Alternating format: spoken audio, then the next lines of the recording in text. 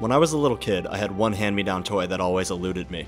It was a bright red, almost evil-looking robot with a crown of horns atop its head. I enjoyed playing with the toy until my dog eventually ruined it. It wouldn't be till years later that I would learn this was Getter Dragon, a mech from a series I consider to be one of the greatest of all time, penned by one of the greatest artists to ever live.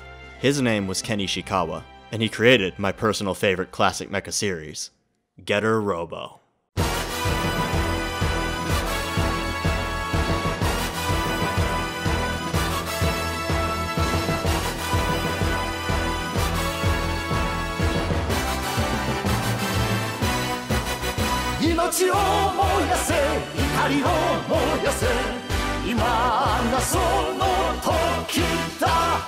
Getter Robo is a masterpiece. First launching in 1974 and bringing with it the world's introduction to the concept of a combining, transforming robot, it would quickly become one of the most iconic and influential series in mecha's history. Millions of years ago, a strange cosmic energy called Getter rays pelted Earth, forcing the dinosaurs to hide in the Earth's core and causing apes to begin their evolution into humans. Take that, Darwin, you hack. Cut to the 1970s and an army of humanoid dinosaurs returns to the Earth's surface, hell-bent on humanity's destruction and reclaiming Earth as their own. Japan's top scientist recruits 3 violent teenagers to pilot his unstoppable creation, powered by those same Getter rays, the almighty Getter Robo. The series would only grow from that basic premise, with a constantly shifting cast of characters battling new armies of humanity-threatening beings, all while piloting new and increasingly terrifying Getter Robos. Ken Ishikawa never stopped evolving his work, which is fitting, as evolution is the central theme of the franchise, both in how it influences humanity's past, present, and future. Getter is an ambitious story that spans time and space itself. It starts out with 3 rowdy teenagers beating down dinosaur mechs, and before you know it, shifts into a tale of psychological and cosmic horror, before capping it all off with an intergalactic war in which the very fate of the universe hangs in the balance. The manga's greatest strength beyond its storytelling is its phenomenal cast of characters. One of the strongest aspects of mecha in general is its ability to craft wonderful ensemble casts that really get you invested in a series and world. And Getter has one of the most batshit insane, over-the-top yet surprisingly nuanced casts I've ever had the pleasure of spending time with. Each Getter team is made up of a trio, with each representing the body, brain, and heart of the team respectively. The real selling point of Getter's cast that keeps me so continuously engaged is that very few of them are actually good people on the surface. Ishikawa writes most of his characters as if they're modern-day Ronin, violent wandering vagrants on the outskirts of society who through their strict personal code of honor and wild personalities always find a way to still do good for the world through a mutual sense of camaraderie. Ishikawa had a deep love of Japanese history, historical fiction, and Eastern religious philosophy. He also loved pushing the boundary when it came to violence and sexual content in his work. He implemented the essence of this into all of his work, including Getter. He kept pushing the series forward over the following decades, totaling out to 5 main manga entries that make up his Getter Robo saga. On top of that, there's also 3 Toei Animation TV series, 3 incredible OVAs by Brainsbase, a strategy RPG, and a ton of spin-offs. Getter is such a miracle in that Ishikawa was able to keep it interesting for its entire run, even after returning from a 15-year hiatus of working on other projects. It's not often that an artist can end their most popular series, go off and redefine their entire art and writing style, only to return to that series over a decade later with its best entry yet. But Ishikawa pulled that off because he's honestly the GOAT. The influence that he had on so many industry talents is palpable, with Gurren Lagann, Kill la Kill, and Pro Mare creator and writer Kazuki Nakashima, who actually worked as Ishikawa's assistant in the early 2000s, stating countless times that Getter Robo is his favorite franchise of all time and the main inspiration for his work. He even considers himself the #1 Getter Robo fan. Hideaki Anno considers Ishikawa to be one of the masters of the industry and refers to his work as a personal bible. If you want to get into the series, there's 2 very good entry points: the original manga or the 1998 OVA Shin Getter Robo Armageddon. Armageddon was the first exposure to the series that many Western fans had, and it's a pretty great starting point. But if you can, I highly advise reading Ishikawa's manga first, as its unique twists on the characters and themes of the series are more appreciated this way. Armageddon is a standalone OVA that takes disparate elements from many parts of the Getter saga. All of the OVAs are excellent on their own right, but they're even better as supplementary pieces to the manga. After all, Ishikawa's manga is really where it's at if you want to get the full, unrestrained Getter Robo experience. It's really just a fantastic gateway to mecha as a whole. Ken Ishikawa was an ambitious author who kept experimenting in storytelling and presentation in all of his work, till he tragically passed away in 2006, leaving Getter Robo's final entry, Getter Robo Arc, on a cliffhanger. That is until out of nowhere, and sorry if I sound like I'm about to cry while saying this, and this is really casual, because it is. I just came off of hearing this news. Getter Arc is actually getting an anime in 2021, from director Jun Kawagoe, who directed the other 3 OVAs, so I'm a little fucked right now, and I had to delay this video a bit because of this news. I'll talk more about this in the final segment of the video, but I'm losing my shit, and I'm very emotional. In spite of this, it's still definitely a series that's worth experiencing, not just because of its quality, but out of respect for Ishikawa's influence over manga and anime in general. He's regarded as a legend for good reason, and he's been honored time and again by his best friend and Getter Robo co-creator, Go Nagai. The franchise still receives many spin-offs to this day, with the most recent, Getter Robo High, concluding as recently as this year. It's a massive, incredible franchise that's been around for 45 years, and this video is my personal love letter to it. I'm gonna be covering every single entry, spin-offs and anime included. This is a complete retrospective of Getter Robo and the legacy of Ken Ishikawa.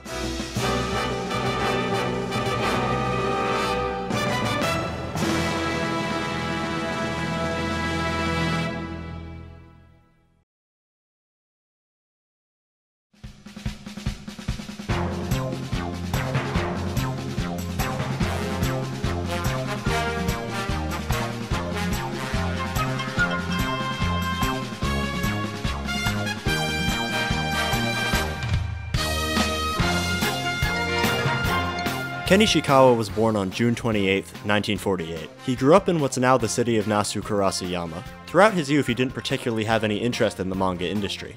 It wouldn't be till 1969 that his manga career would formally begin. You see, Ishikawa was good friends with a man you're probably familiar with, a man by the name of Go Nagai.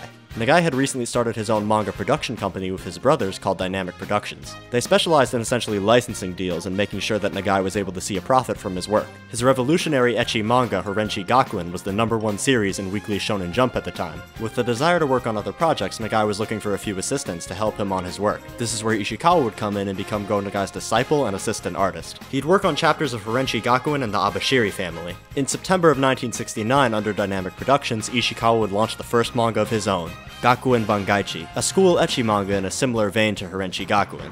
In 1970, he'd assist Go Nagai on his manga, Gakuen Taikutsu Otoko. In 1971, after having developed a distinct art style of his own, he'd leave Dynamic Productions to pursue an independent career. From 71 to 73, during his independent run, he'd put out a handful of series, including the raunchy comedy Dorori Man, the manga adaptation of Shotaro Ishinomori's Henshin Ninja Arashi, and most importantly, an adaptation of Tsuburaya's Ultraman Taro. Both of these tokusatsu adaptations were far more violent than their TV counterparts, with Ultraman Taro being Ishikawa's first time drawing massive, city-destroying battles, a skill that was about to come in handy. During this independent run, he freelanced as a monster designer and cleanup artist at Dynamic Productions, still being very close friends with Go Nagai and the rest of the staff. Ishikawa would make his official return to Dynamic Productions in 1974.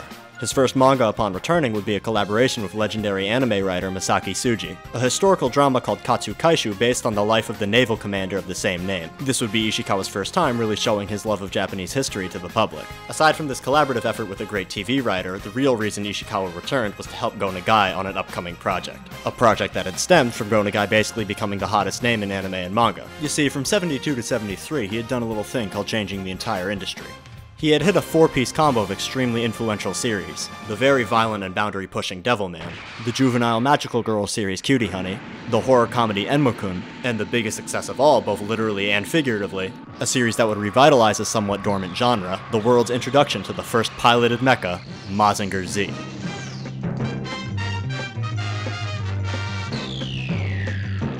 All 4 of these series also coincided with extremely successful Toei Animation TV series. But Mazinger Z was the biggest ratings hit of the bunch, annihilating TV viewership records and receiving some very successful toy tie-ins from Bandai and their subsidiary Poppy.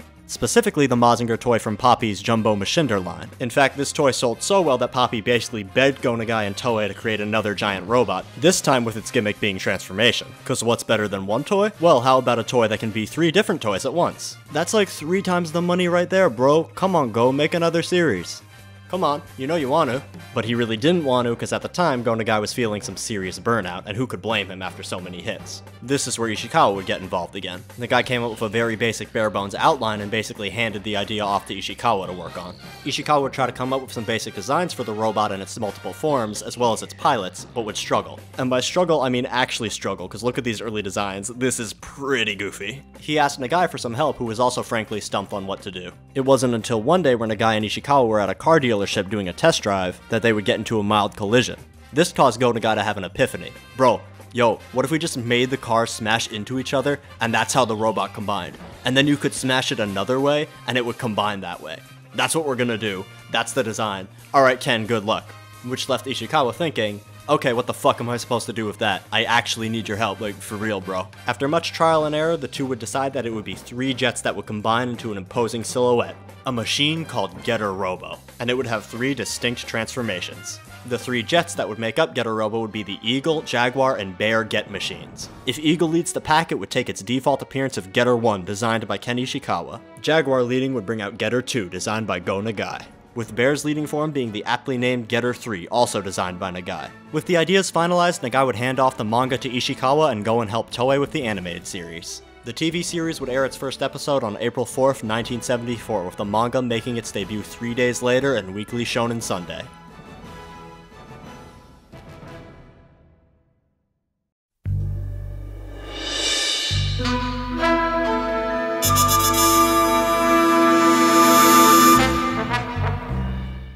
Despite the anime being what released first by a few days, I want to talk about Ishikawa's manga first.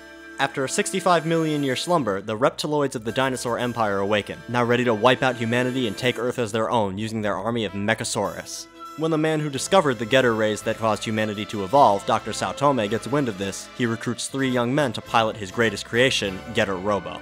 These 3 pilots are the martial artist Ryoma Nagare, the genius revolutionary Hayato Jin, and the judo master Musashi Tomoe. Together, the 3 of them pilot Getter Robo and partake in increasingly risky battles against the dinosaur empire, all while furthering their bonds and increasing their skills as pilots. The first couple of chapters consist of a bunch of mini-arcs introducing each pilot and how they were recruited by the Saotome Research Institute. From there, the story hops into a Monster of the Week structure for a couple of chapters, before everything gets capped off in a bombastic finale. The original Getter Robo is really as basic as you can get when it comes to a story. Getter Robo in general wouldn't really get narratively deep till the 3rd entry, Getter Robo Go. And this is 100% fine for 2 reasons. One, it was 1974 and the mecha genre was still finding its footing.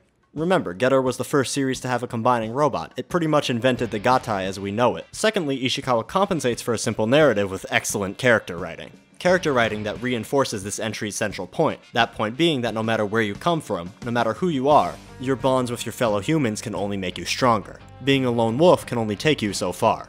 Humans naturally evolved to work together, and as long as we do that, we'll be able to overcome any threat that comes our way.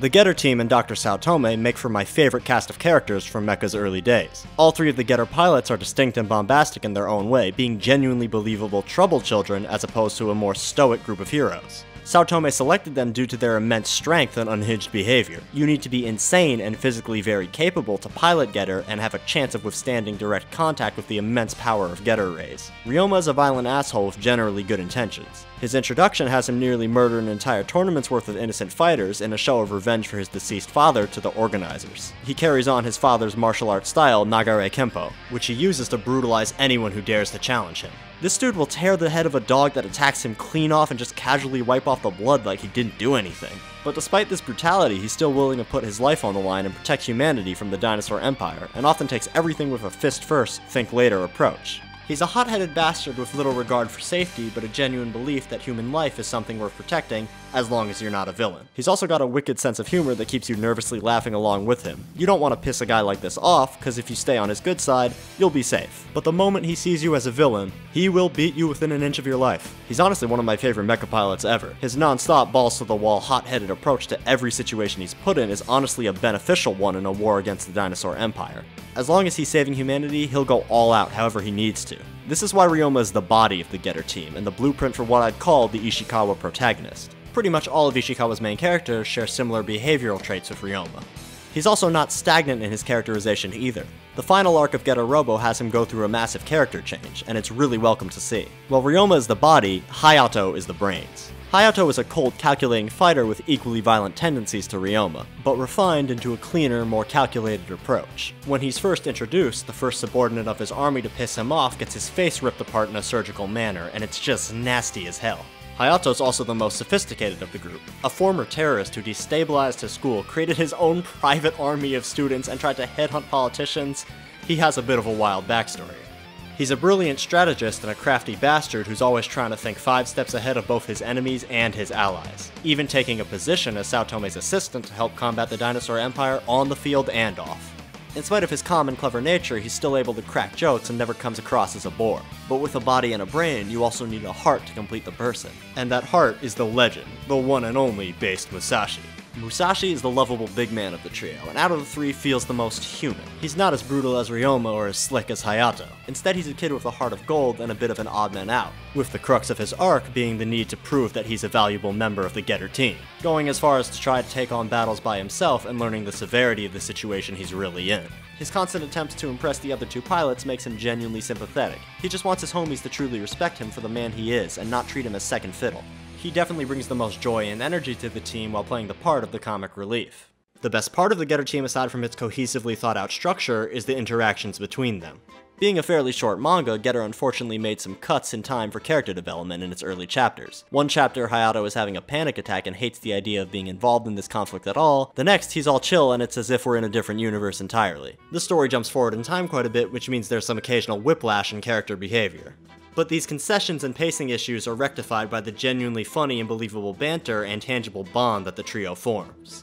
Roasting each other, getting into fights, and sleeping in the same bed like real homies do, all while trying to hit on Dr. Saotome's daughter Michiru in one way or another, they manage to feel real despite how ludicrous the story is. Together they make for a really likable group of heroes despite being so violent and aggressive compared to the typical protagonists. After all, they're pretty much all dirty street rats whose parents are either dead or not mentioned at all. It's only natural they'll be a bit of a wild bunch.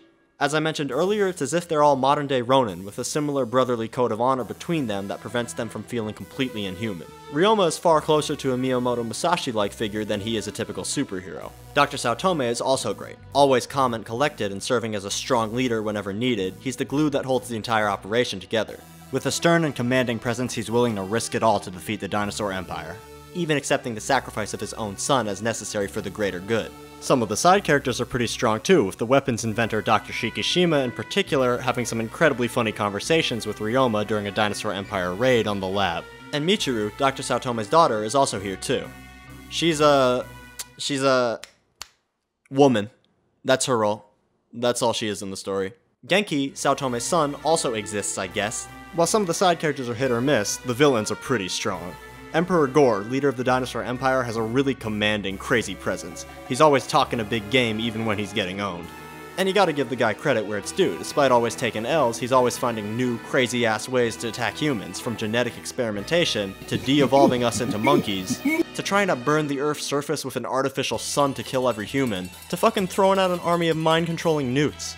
The methods him and the Dinosaur Empire use are more than brutal enough to make them feel like a very real threat. And Gore's slimy, braggadocious nature helps compound this. You really want to see these guys get crushed by the Getter team. Gore is definitely one dastardly motherfucker, and he's a really great villain.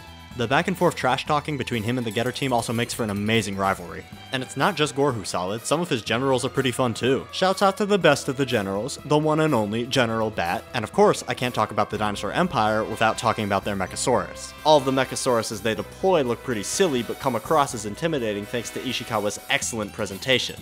And that presentation in general is easily the best part of Getter Robo. Ishikawa's artwork, action scenes, and panel layout are to die for. Ishikawa's early artwork is deceptively simple. It may be rough around the edges and have some odd angles on occasion, but it's extremely expressive. Wild-ass facial expressions, both comedic and serious, punctuate every scene with a level of intensity. That scratchy shading under characters' eyes, those thick, intense outlines, and those crazy spiral eyes are just gorgeous. Nobody at the time quite did facial expressions the way Ishikawa did, and still to this day, they're pretty unmatched. And it's not just the main characters that get this treatment either. Ishikawa's background characters are something special. Everyone having a goofy-ass face with some wild shapes, big angular mouths, weird thick drooling lips, and other oddities. They're all damn freaks, and it contrasts really well to the handsome and deadly faces of the main trio. Unfortunately, there is a short but very racist depiction of a black man featured for about 5 pages. He's one of the first goons Ryoma fights, and it looks terrible. This was in no way okay, and this was a big issue with Ishikawa's early art.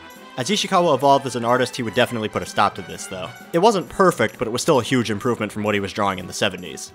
And frankly, it's an unfortunate reality that in the 60s and 70s, many manga artists based their illustrations on early American cartoons. And we know how those looked, so this wasn't something that was exclusive to Ishikawa. But, thankfully, again, it's only 5 pages, and it's something that Ishikawa wouldn't repeat. On the other hand, a place where Ishikawa had no issues is the background detail. From lush forests to vehicles and machinery, there's an immense amount of detail in some of these backgrounds that contrast really well to the Getter. Ishikawa's extra thick line work prevents pages from feeling muddled. Everything is clear and very concise in its layout. Pages themselves also flow wonderfully, with every panel smoothly transitioning to the next. This is especially clear during the manga's action sequences. Watching Getter open Get and switch to another form at a moment's notice always keeps battles feeling fresh, with endless potential for the Getter team to try out a new strategy. Take for example this scene where Getter 3 is stuck in a tornado. Watch how they quickly open Get and start letting the tornado carry them. There they quickly fuse into the speedy Getter 2 and immediately loop around the enemy.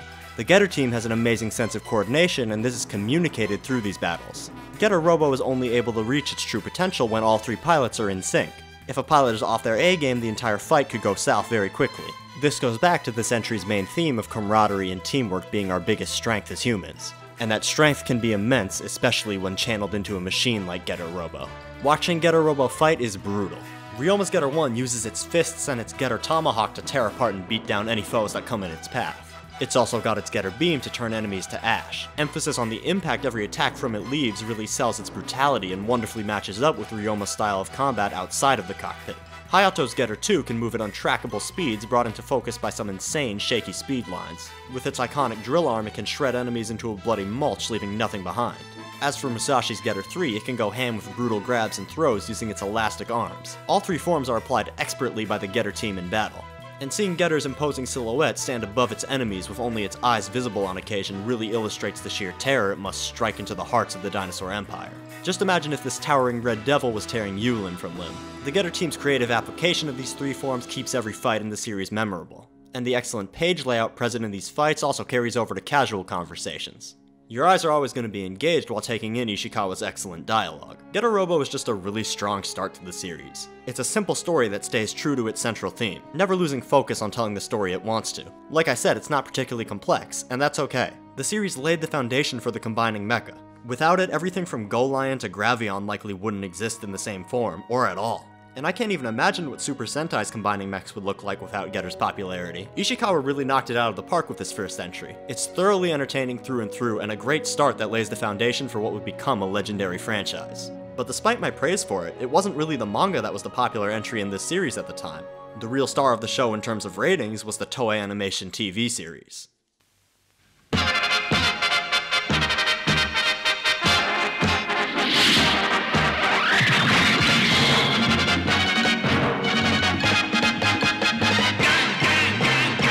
Toei Animation's Getter Robo is pretty good. There's a reason it was successful to begin with. Early 70s mecha anime in general is really fun. Though they often suffered from being toy tie-ins, there's a lot of genuinely good concepts in this series that help build the groundwork for how the genre would change later. Remember, this was an era before mechanical design really existed as a credited job. That's just kinda how things were pre-Okawara. Getter itself and a majority of the Mechasaurus in the TV series were designed by Ishikawa, who I may add had direct contact with the show's 4 writers. They passed ideas back and forth and actually helped shape each other's respective versions of Getter. The themes of brotherhood, camaraderie, and the burning passion of youth, they're all present here. But one thing that was certainly not shared between the two was the character writing. Being a series that was targeted at younger kids who would be asking for toys, the cast was neutered quite a bit. Except for Musashi, who's pretty much the same character between the two versions. He's just as bombastic and lovable as he is in the manga, though he is a tad more aggressive here. He's really the best character in the show, and he's a riot to watch. The dude's also a complete horndog in the show, always trying to hit on Michiru. His general shenanigans just make him a great comic relief character too, and he thankfully never gets overbearing. His voice actor, Toku Nishio, also kills it in the role. Musashi's just so goddamn good here. He was the show's most popular character for a good reason. This popularity would push Ishikawa to implement quirks from TV Musashi into the manga, including giving him the haircut that TV Musashi had. Michiru is an actual character in the anime, going through a bit of a personal struggle with her family as well as juggling her friendship with the Getter team, while also having a far more productive role by piloting a support unit around the battlefield. Though I'm gonna be honest, this shit is basically a participation trophy. Her presence in the anime is far more apparent than her background role in the manga, and that's a really welcome change. She's also got the same prominent pointy nipple pieces on her pilot gear like Ryoma does, cause why not? Hayato's a baller in the anime, always being the quiet, contemplative, cool guy. He's not the genius he was in the manga, but he trades it out for one of the strongest jawlines in history, and possibly the most smug face in all of anime. His smile is one of my favorite things ever. You so fucking precious when you smile. He actually gets arguably the best episodes of the show dedicated to him, and he gets fleshed out reasonably well. He's not quite as good as his manga counterpart, but he's still pretty great. And when he's not being smug as fuck or going through emotional turmoil, he's playing his damn harmonica, sometimes at the same time.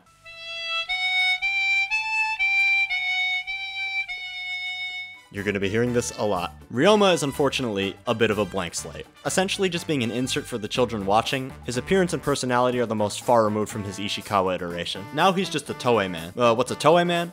Well, basically any 70s Toei protagonist designed by iconic character designer Kazuo Komatsubara. Or to make the explanation easier, all these are pretty good. What is this segment? Toei man. It's the same. But honestly this is fine because Komatsubara's men are beautiful. Peep Ryoma's fit right here and tell me he isn't the baddest bitch you've ever seen. I will say that Ryoma's mother and father are actually alive in the TV series, which makes for at least one interesting episode involving him. It's really a shame he's so generic because he's played by Akira Kamiya, who definitely does his best with what he's working with. Satome's role in the show is far more subdued than it was in the manga. He's basically Science Man who just explains what's going on to you. And he's younger for some reason, and has a dumb mustache. The Dinosaur Empire is just kinda silly here. They get the job done, though their methods are far more PG than the manga, which is to be expected. And the Mechasaurus in general definitely range in quality and design. There's not much depth here, but that's fine as it follows a pretty typical Monster of the Week structure. Everything has to return to the status quo for the next episode to feel normal, though it still tries and succeeds with character development in quite a few places. The Getter team's bonds do grow throughout the show, though their interactions aren't as strong as they were in the manga. There's still some fun exchanges here and there, but it's never quite as witty as Ishikawa's writing. Straining the potential for development though is the comic relief chucklefuck trio of anime original characters, Manji, Joho, and Asataro. They really don't add much to the show aside from some occasional funny hijinks with Musashi, but even with some of these lackluster elements, the show is still a lot of fun.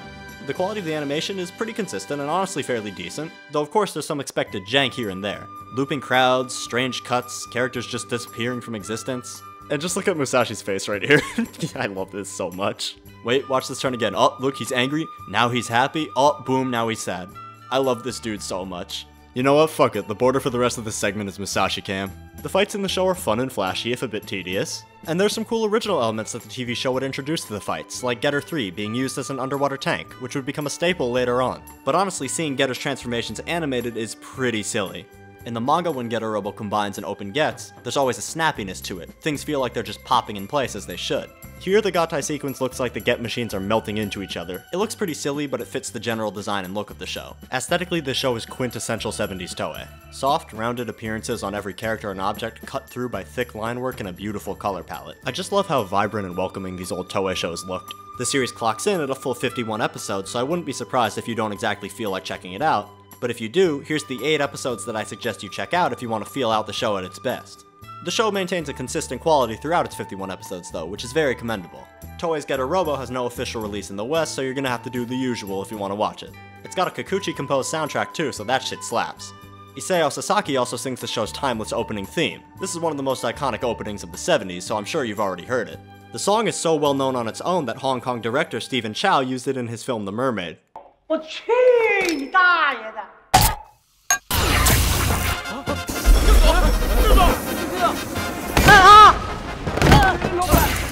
Getter Robo was doing really well as a series overall, both its manga and TV show. About halfway through its run though, one of Toei's writers, Shunichi Yukimura, and Go Nagai, who was still passing ideas to the staff on and off, were becoming slightly fed up with the status quo formula of each episode. In an attempt to keep the show from getting stale and tell a more serious story, they went to Ishikawa with a drastic proposal. Kill off Ryoma in both the show and manga, leaving audiences with the message that no one is invincible. While Ishikawa really dug the idea on a conceptual level, he was hesitant that the heads of Toei and Poppy would enjoy losing profit after the death of the leading man. And he was right because Toei rejected that idea immediately. Toei felt that if they really wanted to kill off a character, it would have to be the quote-unquote least important member of the trio. With this, Yukimura, Ishikawa, and Nagai would create one of the most memorable, ambitious, and expertly executed final acts of any manga from this era. Spoilers, of course, are going to follow, so you can skip here if you'd like to avoid them, but note that this is such an important moment for the franchise that it's pretty impossible to talk about the rest without bringing it up. The death of Musashi Tomoe was a bit of a watershed moment for the series and mecha in general. Not only did it fill Yukimura's goal to teach kids that these fictional characters were not in fact invincible, but it also gave Ishikawa an opportunity in the manga to create a bombastic, all-out finale that begins with Ryoma seemingly sacrificing himself to damage the Dinosaur Empire. From here the story is falling into chaos as Ryoma returns with amnesia. Things get even crazier as a mysterious new enemy faction is introduced, the Hyakki Empire. a group of humans who have genetically modified themselves into Oni. Their goals are the same as the Dinosaur Empire. They want to take Earth as their own. And because of this, we get 3 factions battling it out in a finale that goes completely off the wall. With twist after twist ensuing, the battle culminates in Musashi taking one last stand, using the Getter's core as a mini nuke, demolishing most of the Dinosaur Empire in the process but throwing his own life away. Happy that he at least proved himself to his brothers, in a gorgeously rendered moment that hits emotionally with some of my favorite panels from Getter's original run. This launches the last few chapters into an all-out final battle between the Getter team and what remains of Emperor Gore's forces. In the midst of this battle, Dr. Saotome's newest creation, Getter Robo G, is unveiled. And with its power, Ryoma and Hayato plan to stop the Dinosaur Empire once and for all. But their efforts remain fruitless, as the Dinosaur Empire under General Bat's command flees back underground and Emperor Gore is left behind only to be spontaneously killed by the Hyakki Empire, leaving the Getter team alone to face this new threat and setting up a sequel. This final act does a lot right. First, it manages to pull off an amnesia story correctly, hitting Ryoma with some real emotional baggage from the loss of his memories, and his new inability to fight. We get to see Hayato and Musashi push themselves to their limits, and it leads to a beautiful send-off to Musashi that wraps up his character arc really well. With Ryoma finally regaining his memories due to the death of Musashi, we get to see a new, more vulnerable side to the character. He's now more determined than ever to protect the Earth. He never wants to be faced with this kind of loss again. Killing off Emperor Gore in such an unsatisfying manner is also, in my opinion, a stroke of genius. Both the characters and the reader are left very unsatisfied and feel like that kill was stolen from them. It further establishes the Hyakki Empire as a bunch of rat bastards, and it puts you right up there with Hayato and Ryoma's need to see them crushed. Contrasting all of this character development and great setup for the sequel is what the TV show does. Hey guys, I'm Musashi, Hayato and Ryoma are out of action, I'm gonna go drive the support unit into the Dinosaur Empire's base and blow myself up, and that's it. Here's the Hyakki Empire, they just kinda showed up, they're not actually involved in the conflict, but they're here now saying, hey guys, we're the villains now, haha. Oh yeah, by the way, Gore wasn't even the real villain in the anime, it was the anime original guy, this guy, I don't even remember his name, and I don't care to remember because he's boring. So yeah, unfortunately the show's finale is a bit on the rush side. But Getter had finally concluded its original TV and manga run, with the manga concluding at 4 volumes. From here, there wasn't even a break. Ishikawa and Toei would both immediately jump into the series sequel, Getter Robo G.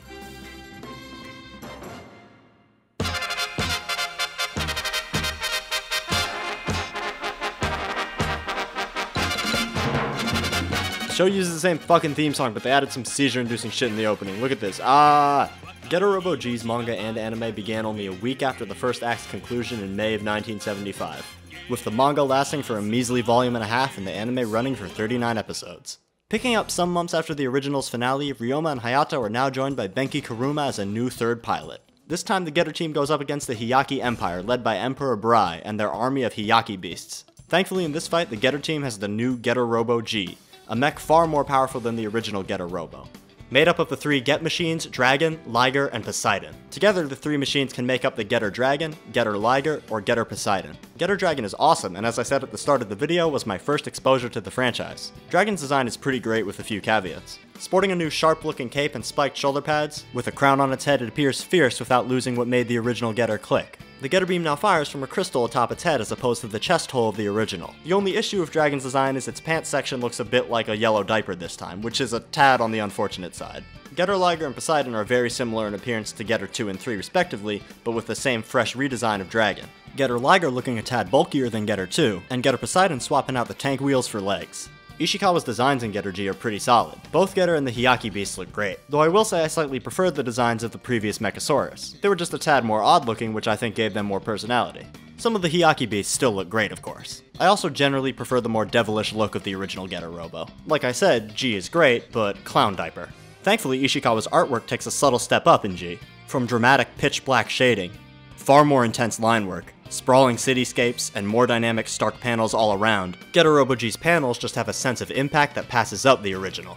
There's also some far less janky character faces, and another welcome change is character proportions. The boys are rocking more anatomically correct builds that are represented more consistently. As for the Hyakki Empire, Brai's design is sick. He looks rightfully intimidating with his big-ass ox horns and crazy mane. And, there's also General Hitler. Ishikawa's writing in Getter G is about the same as the original. He brings the same energy and wit to his writing that made the original such a fun read.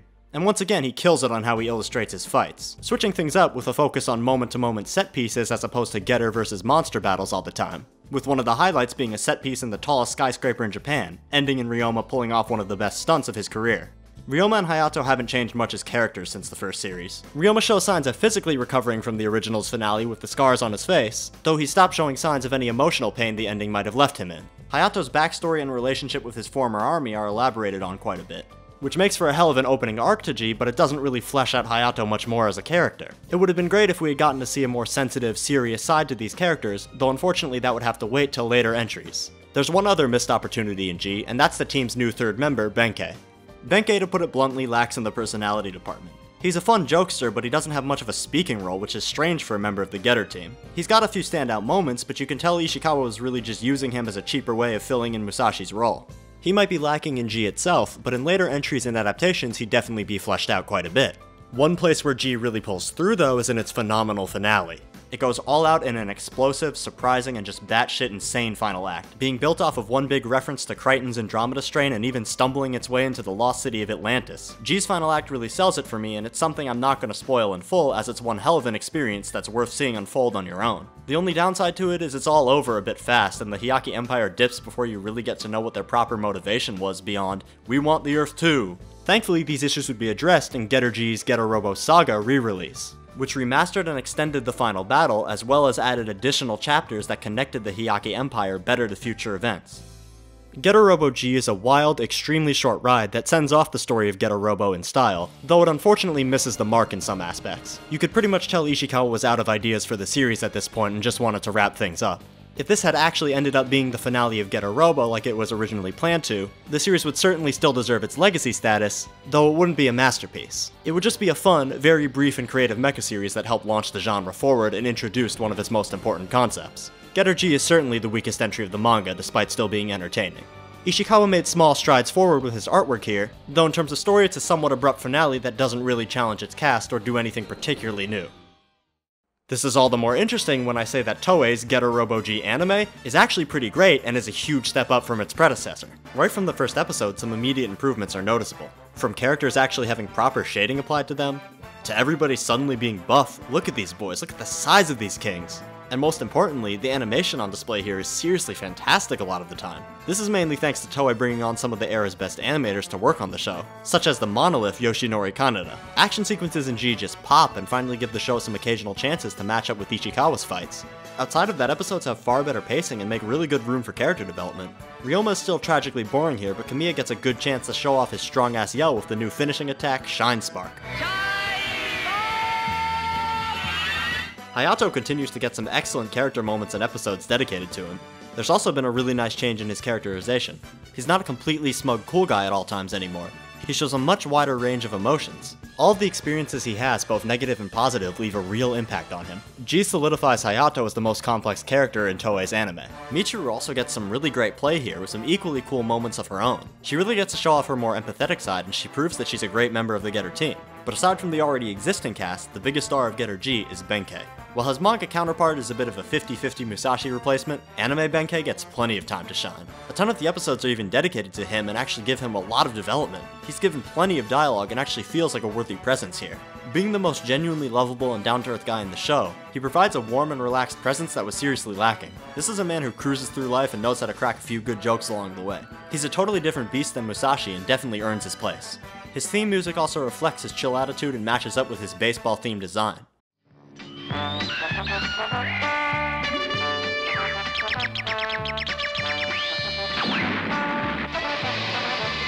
It's pretty clear that Benkei was more of Toei's baby as opposed to Ishikawa's. The fact that he's such a well-handled character in this show proves it. G also features some way more interesting scenarios per episode thanks to a slightly switched up writing staff. Episodes dealing with topics of prejudice, what friendship really means, dealing with grief. Oh my god bro, that damn dog episode. And a fucking clown episode, bruh, this shit is freaky. There's even an episode that warns you about the dangers of simping. And I'm not talking about the fake definition of simp that everybody just throws around for no damn reason. I'm talking like the actual dictionary definition of simp. Do not settle for mediocre pussy. On top of a wider episode variety, the show has stellar direction and genuinely beautiful shots. The dialogue all around is just better too, with some great conversations that almost match up with the quality of Ishikawa's banter. Getter G is just solid, improving on the original show's formula without changing it up too hard for it to feel alien. It's still a 70s toy commercial, but that's not a bad thing at all, like I said earlier, especially when it has this much care put into it. Getter G has a rock-solid finale too that I think is even better than its manga counterpart. It made me realize how much I actually cared about the anime's cast, and it was kinda sad to say goodbye to them after all this time. I've watched the entirety of both of the 70s Getter shows, and really this finale made it feel like a truly worthwhile experience. I really think Toei's Getter G is the first truly great animated entry in the series. But much like its predecessor, it hasn't been subbed officially, so once again, you know what to do if you want to watch it. Beyond Getter and Getter G, Toei also animated 3 crossover films with other Dynamic Pro robots. All 3 of them are basically just ultra-refined TV episodes with way higher budgets. And all 3 are worth checking out, especially the Grandizer movie, which is a series that would get a huge visual shout-out in Getter Robo Armageddon. Beyond its immediate success, Toei's Getter G would find a mini legacy of its own. Nadesico featured the biggest love letter imaginable to it with its anime within an anime, Gekiganger 3, which nails the look of 70s Toei anime, and perfectly recreates a lot of Toei Getter's quirks. Outside of Japan, Getter Robo G's anime would be the first entry in the series to be localized.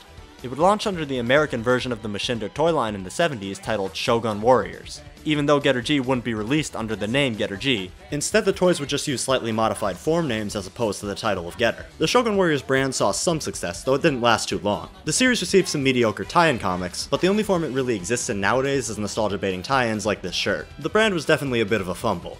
But Mattel's final attempt at making the series take off would happen in the early 80s, when in collaboration with Jim Terry Productions they would license 5 classic Toei series: Grandizer, Dawnguard, Starzinger, Gaiking, and Getter G as Force 5, which would air on different TV stations on the East Coast, with Getter G going by Starvengers. I have a VHS set of this shit, and look at this mess. First off, this smells sus as hell, so it's probably not a good thing I own it.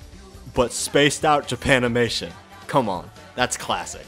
Obviously this is a repackaging from a later release, but it's still the same show. Let me just pop in the Starvengers tape to show this off. You know how it is. You know what's going on. You already know. There we go. Hey, you Kendo guys are working hard, huh? We're getting ready for martial arts tournament at the end of the month. Well, we'll see you there. In the meantime, narrow road for both of us. You'll have to step aside. Says who? Bro, they call Benkei foul tip in this show. The voice acting is also so quiet I can't even hear it half the time, and they credit it as a Go Nagai series with no mention of Ishikawa. This is a hilarious case of early localization, but I gotta give it credit for being the first time Getter ever came to the West, even in a butchered form. Like this shirt Getter right G here. Concluding in both its manga and TV series, both Toei and Ishikawa would say farewell to the Getter race for the time being, as both the studio and Ishikawa moved on to other projects. Getter would receive a separate adaptation by Mitsuru Hiruta in 1974. Aside from that, Ishikawa himself would pen more child-friendly Getter Robo mini-chapters called Getter Robo Juvenile alongside the run of the main manga. Ishikawa wasn't the only artist who provided for these juvenile chapters, though. Eiichi Saito, Gosaku Ota, Mitsuru Hiruta, Steel Jeg creator Tatsuya Yasuda, and Akimoto Shigeru would all provide their own Getter Robo juvenile chapters in other kids' magazines, though this would conclude alongside the manga as well. With both Ishikawa and Toei moving on, Poppy and Bandai would still produce toys of the series. But for all intents and purposes, Getter Robo was over, though Ishikawa's career was just getting started.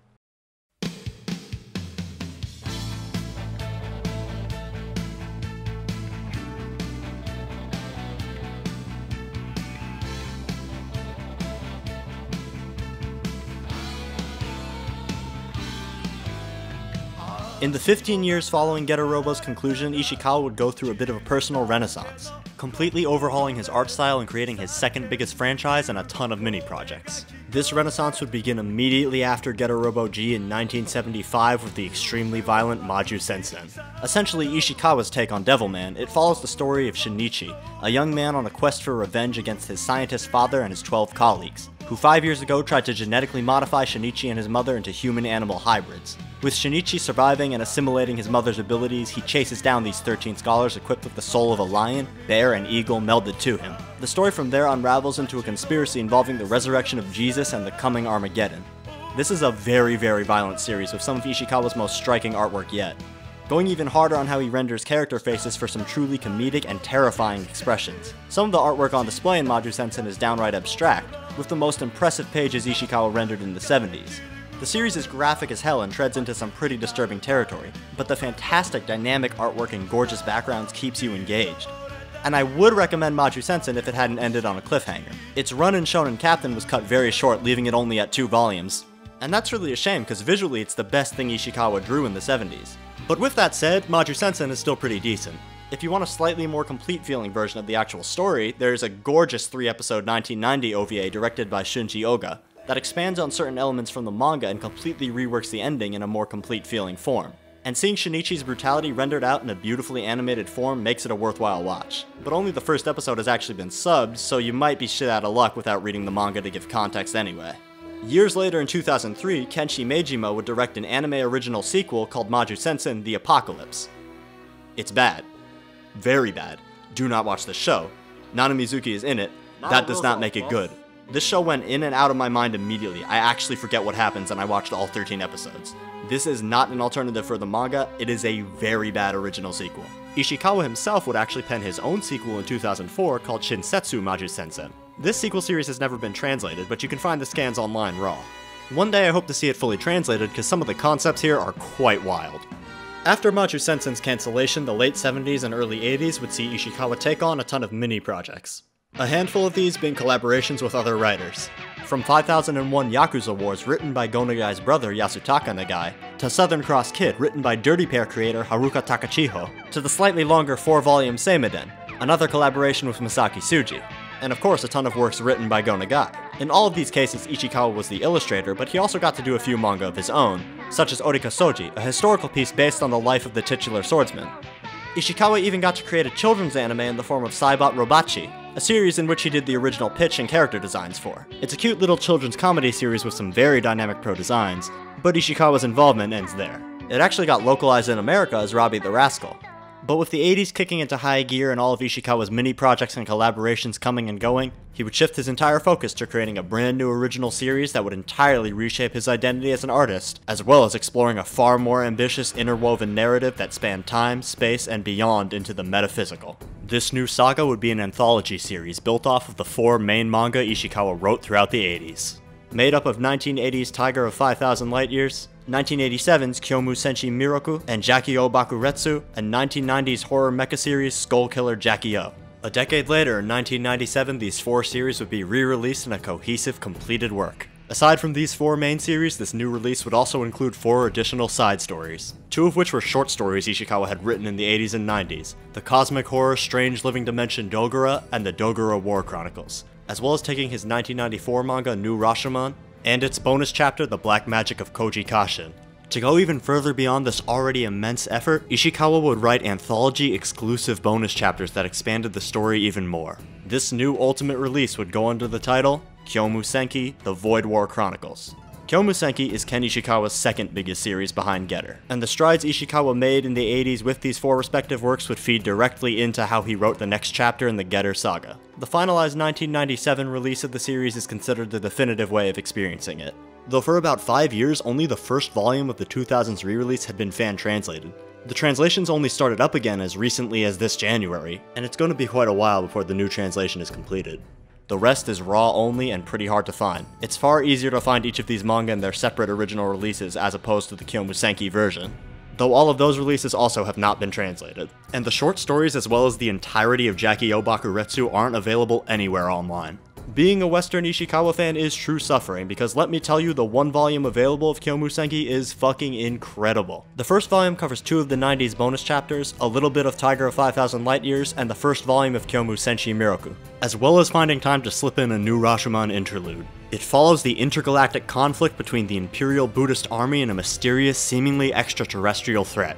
This battle is set in Confucian era 14276, aka the Big Future, before cutting back to Japan in 1615, the final year of the Sengoku period, where the story of Kyomu Senshi Miroku begins. Miroku follows the story of, well, Miroku, a young ninja who must put a stop to the plans of the evil Sanada Yukimura and his 10 braves before they can resurrect a mysterious metallic beast called the Dragon. This setup and some of Miroku's early training are all the first translated volume covers, but leaving off at this incomplete point left me unsatisfied, so to see it all through to the end I decided to import it from Japan. And while with my very, very limited understanding of Japanese I was only able to gather smidgens of the story, I was still mostly able to piece together what the main themes of the narrative are. By restructuring all of these manga together as one story, Ishikawa tied the series into different Buddhist doctrines, specifically the more contemporary definition of dependent origination, that events are always occurring in a parallel manner, and all parts of our existence are constantly in flux. The story takes this very literally, as all of Ishikawa's artwork through different time periods bleeds together on a single page. Remember, this is 15 years of manga combined together,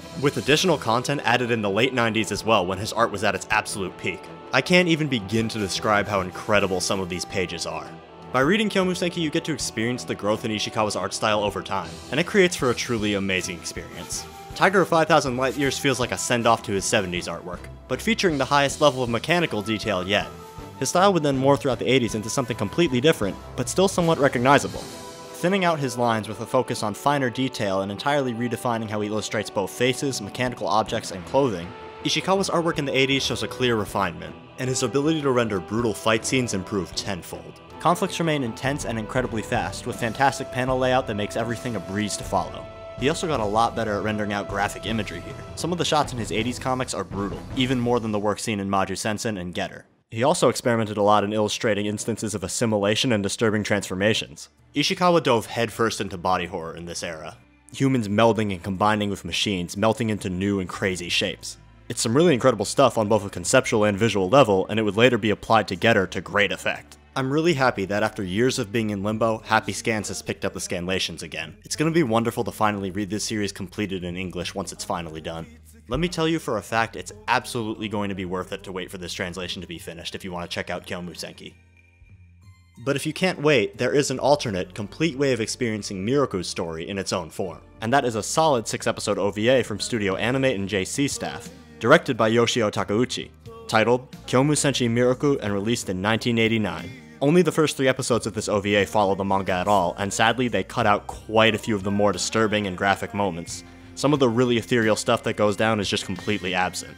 And the remaining 3 episodes of this OVA just quickly dive into their own ninja action, only slightly touching up on the Buddhist-based themes of the original manga.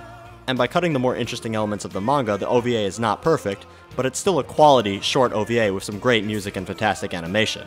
It's just a lot of fun ninja action if you're looking for that, and it is a complete story in this form. It's just not the same story as the manga.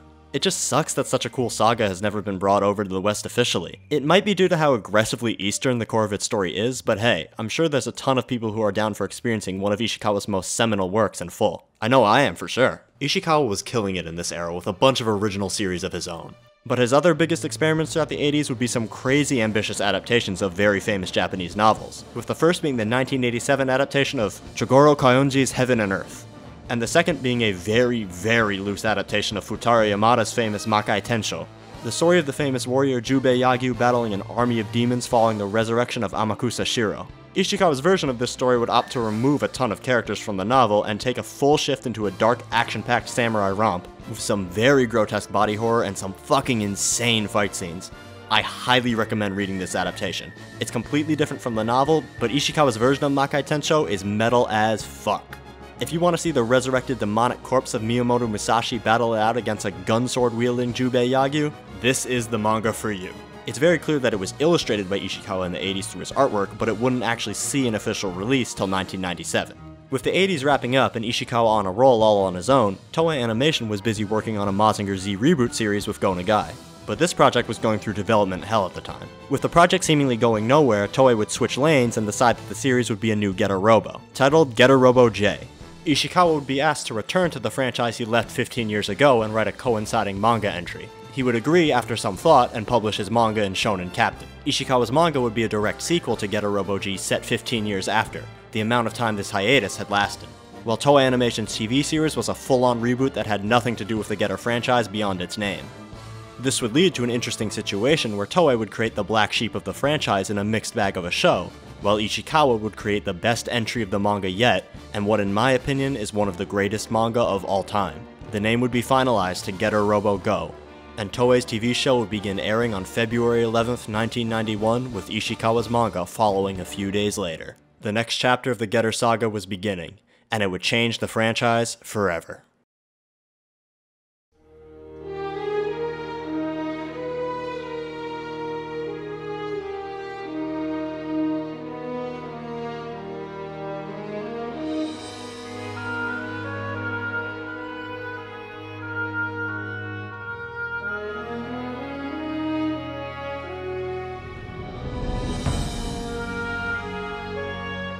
In a change in order, I'd like to discuss the Getter Go anime before I suck the manga's metaphorical dick dry.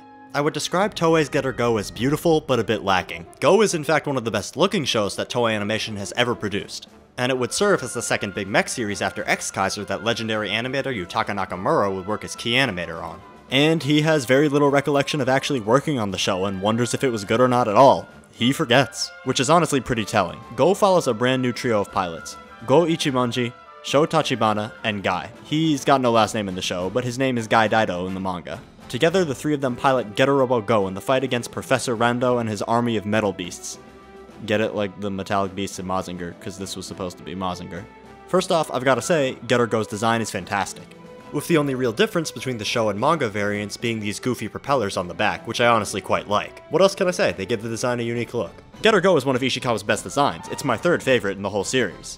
Moving away from the silly mash the ships together design of the first two Getters and instead applying some actual contemporary mechanical design into it. Getter Go's 3 Get machines actually look like jets instead of weird shapes that melt into each other, with a legitimate logic applied to the Gatai sequence that brings Getter into the world of contemporary mech design without any of its forms losing their distinctly Getter attributes, from its generally similar shapes to its wild 3-piece color palette. Ishikawa did a bang-up job creating a new Getter that fit into 90s mech design sensibility, but I'll praise the overall design and why it works more when I get to the manga. The other design work in the series, be it from the metal beasts to the characters, are also quite pleasant, but the characters themselves appear a bit generic, without much aside from their hair to set them apart. Character designer Joji Oshima certainly did a fine job. These character designs could have looked far worse, but the non-Ishikawa designs, which is pretty much everything aside from Getter itself and most of the villains, don't really stand out all too well. One of the stronger elements of the show is the direction, especially during the action scenes. Hiroki Shibata definitely did an all-around solid job directing the show. Fights have a solid punch to them and are usually very well animated.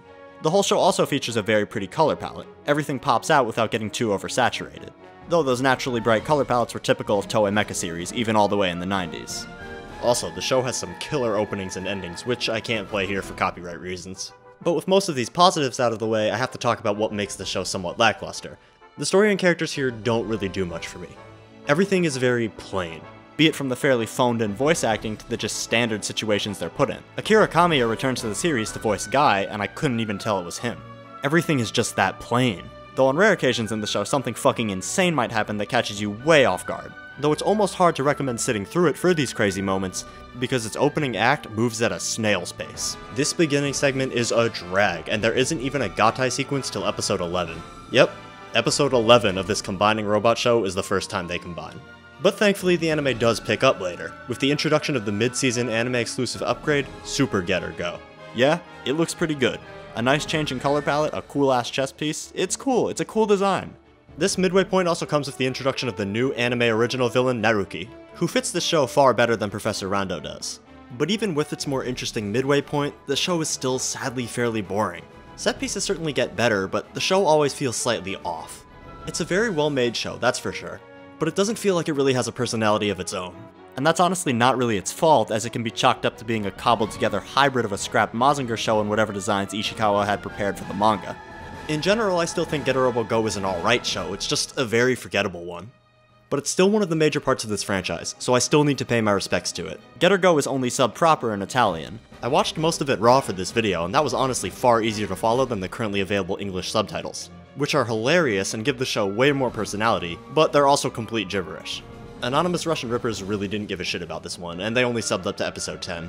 Also, for some reason, the show's international title is Gold Bang. I'm not making this shit up, look. Although the anime was alright if forgettable, the manga is really where Getter shined as a series in this era. Getter Robo Go set the franchise on its path to truly being one of the greatest manga of all time, and I don't say that lightly. Go took Getter and everything it represented and flipped it on its head for its most mature, beautifully crafted, and daring entry yet that not only shook the foundations of the series, but recontextualized all previous events. Set 16 years after the events of Getter Robo G, the series is set up with an immensely strong high school athlete and professional slacker Go Ichimonji being recruited by an older, scarred Hayato to battle against the evil Professor Rando and his army of metal beasts. Go is joined by the already skilled fighter Sho Tachibana and the kind-hearted mechanic Guy Daido. As the war to prevent Rando and his army from conquering the Earth rages on, the Getter team hits Alaska, where the center of the battle is being waged. Here an army of super robots, each representing a separate nation, come together to take Rando out.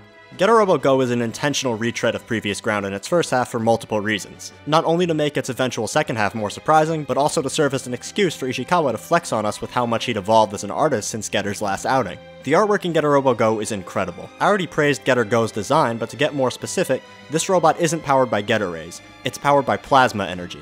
It's an expensive piece of military equipment as opposed to an experimental metal superhero. Because of this, it appears more grounded in its general design and how it's presented, with its horns toned way down, far cleaner mechanical seams, and a general sense of weight previously unseen in the franchise. The fights in Go, while still very fast-paced, have far more believable heft and impact to them. Getter Go can get ripped to shreds far more easily than the previous two, with every punch it throws or missile it shoots having a real sense of weight to it as well. Its crazy special moves get thrown out far less than before, and I love this about Go. It's able to keep fights intense in a totally new way by redirecting how action scenes work.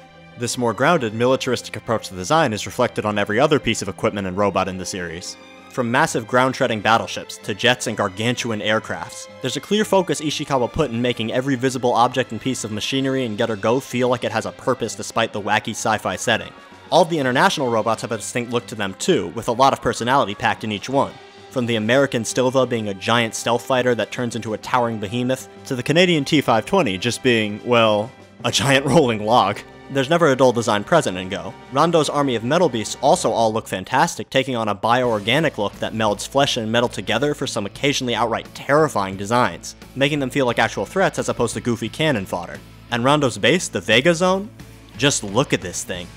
And that's nothing compared to the background details and smaller machinery. Detail is the word to use because pages and objects are packed with small touches, from scratches to individual knobs and screws, to every single employee in the military base scrambling to their stations at any given moment. There's a real sense of tangibility in Getter Go that hasn't been seen in the series up to this point. Ishikawa had certainly taken the lessons he had taught himself while working on many of Kyomu Senki's entries, and applied them here because when Getter Go is a looker, it's really a looker. The characters all look great too, with Ishikawa's new art style leading to far more detailed profiles and clothing, while not treading away from his goofy-ass facial expressions. And of course, there's plenty of his signature intense shading all over the place. Unfortunately, with this style of rendering character faces in this era, some things can get a little odd-looking. There's a few janky, way out-of-whack faces in some panels, and when it comes to characters' physical builds, sometimes their bodies will just change in size from page to page. Proportions on human characters are an issue here at times, but as the manga goes on, those issues begin to subside as he continues to adapt to his newer style. But an element from his artwork and beyond that I love are these big, wide-open expressions that he renders out, funny little uvula included. But all this praise for the visual aspects are only half the story. To really appreciate Getter Go, we have to dig into its narrative strengths. And man, the writing in Getter Go is strong, with a few very small exceptions. Goichi Munji is arguably the best protagonist in the series, going from an initially stubborn asshat who thinks everyone involved with Hayato is insane to someone who's willing to risk his own life and reputation in his country to do the right thing. There's a slow, believable evolution of his character as the horrors of the ongoing war and their emotional impact on everyone involved spurs him to action and pushes his good heart to the surface. He's a naturally charismatic and loud as hell dude who's driven by doing what he feels is the right thing, and speaking his mind whenever he sees fit. He's still subject to fits of anger that cloud his judgment, but his ability to win those around him over, and grapple with traumatic situations in his own unique and very silly at times ways, helps him stand out from Ryoma before him. He's all around a great protagonist, and a perfect gateway back into Getter's universe. And he would stay just great if it weren't for the incredible second half of Getter Go, which elevates his character to a whole nother level. And I'll get back to how this happens in a couple of minutes. Because next up, I gotta talk about Sho Tachibana. The daughter of Getter Go's co-creator, Dr. Tachibana, and in many ways Hayato's disciple, Sho is one tough-as-nails fighter. She's introduced as a commanding, no-nonsense force, who's dead set on stopping Rondo no matter what the cost. She serves as both Go and the reader's introduction to this new era, while undercutting her seemingly constantly serious vibe with a solid witty sense of humor, knowing exactly how to flip between light and serious depending on the mood. On top of all of this, her past directly involves Dr. Rondo, giving her a personal vendetta in the fight. Aside from being the only woman to pilot Getter in the manga, she brings a lot to the table with her dedication to the battle at hand and her laser focus, be it communication with her teammates to her combat prowess. Much like Go, Sho isn't without her own holdups. She values her family and friends greatly, so when she learns that her own dead brother has been resurrected as one of Rondo's soldiers, she begins to carry an emotional weight with her while still trying her damnedest to fight in this war. Her struggle is serious, and her ability to push through it gives her an immensely strong will that's very respectable, though she unfortunately gets pretty shafted in the second half of the series, with her character arc really beginning and ending in the first half. Guy Daido is the sweetest boy alive. I love this man. He's a genuinely wonderful guy that channels a similar energy to that of Toei's Benkei, but in his own unique way. Watching him geek out over machinery is wonderful, and his ability to form quick friendships with pretty much anyone makes him the most pleasant character in the entire series. But he's still a Getter pilot, and you know what that means. If you fuck with him, he'll come for your ass and go buck wild.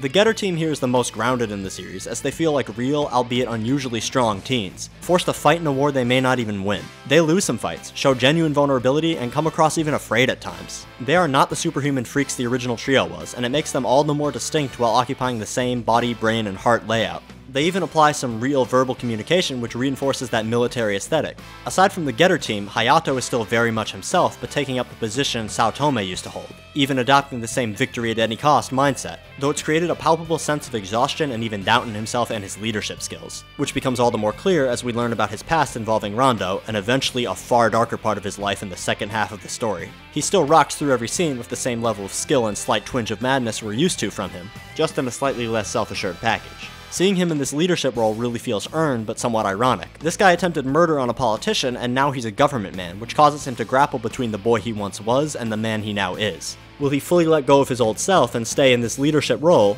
or keep at least the spirit of his youth? Getter Go, being the longest entry of the saga with a focus on international camaraderie, means it gets filled to the brim with fun one-note side characters. From the regular frontline troops out there fighting the war to the international pilots, who definitely don't get as much dialogue, but what's there certainly sticks out. Most of them getting some great banter with Go. The big star of these side characters, though, has to be the comedically racist American, Schwartz. This guy is ridiculous, being written as the biggest bigoted asshole imaginable. Those Japs. They feel pretty brave when they're on their island, but as soon as they come out, they're all cowards. You really hate them, huh? Damn right. They're the ones I hate the most. Then it's the blacks. Then the Mexicans. There should only be whites. We're the ones who created everything, and then the Japs stole everything. I'll never forgive those bastards. His rivalry with Go is hilarious and makes for a solid subplot about him realizing, hey, maybe this racism thing is kinda bad, what the hell? Even if this stems from the fact that he got horny for a Japanese woman. I guess Ishikawa predicted anti-Twitter years in advance. Goddamn, he was a visionary. I also love that he's not really treated as redeemable at all. We only really get to see him slowly start to let go of his prejudices, and not fully. He remains an unlikable asshole, just one that's slowly realizing that his worldview might be entirely incorrect. Which is honestly way more realistic and believable than a character suddenly going, "I'm not racist anymore, guys," between pages. Rondo is still a bit lacking as a villain, but the twisted methods he employs make him at least as fun as Gore and Bry before him. The real star for me in terms of villains, though, is his right-hand man, the scheming Reseshi, a truly slimy and manipulative bastard that steals the show whenever he's on a page. These are villains who don't hold back at all. They'll threaten governments with blowing up half of their country in exchange for military supplies. They bring a sense of immediate danger to the conflict, and in general, make for some solid villains.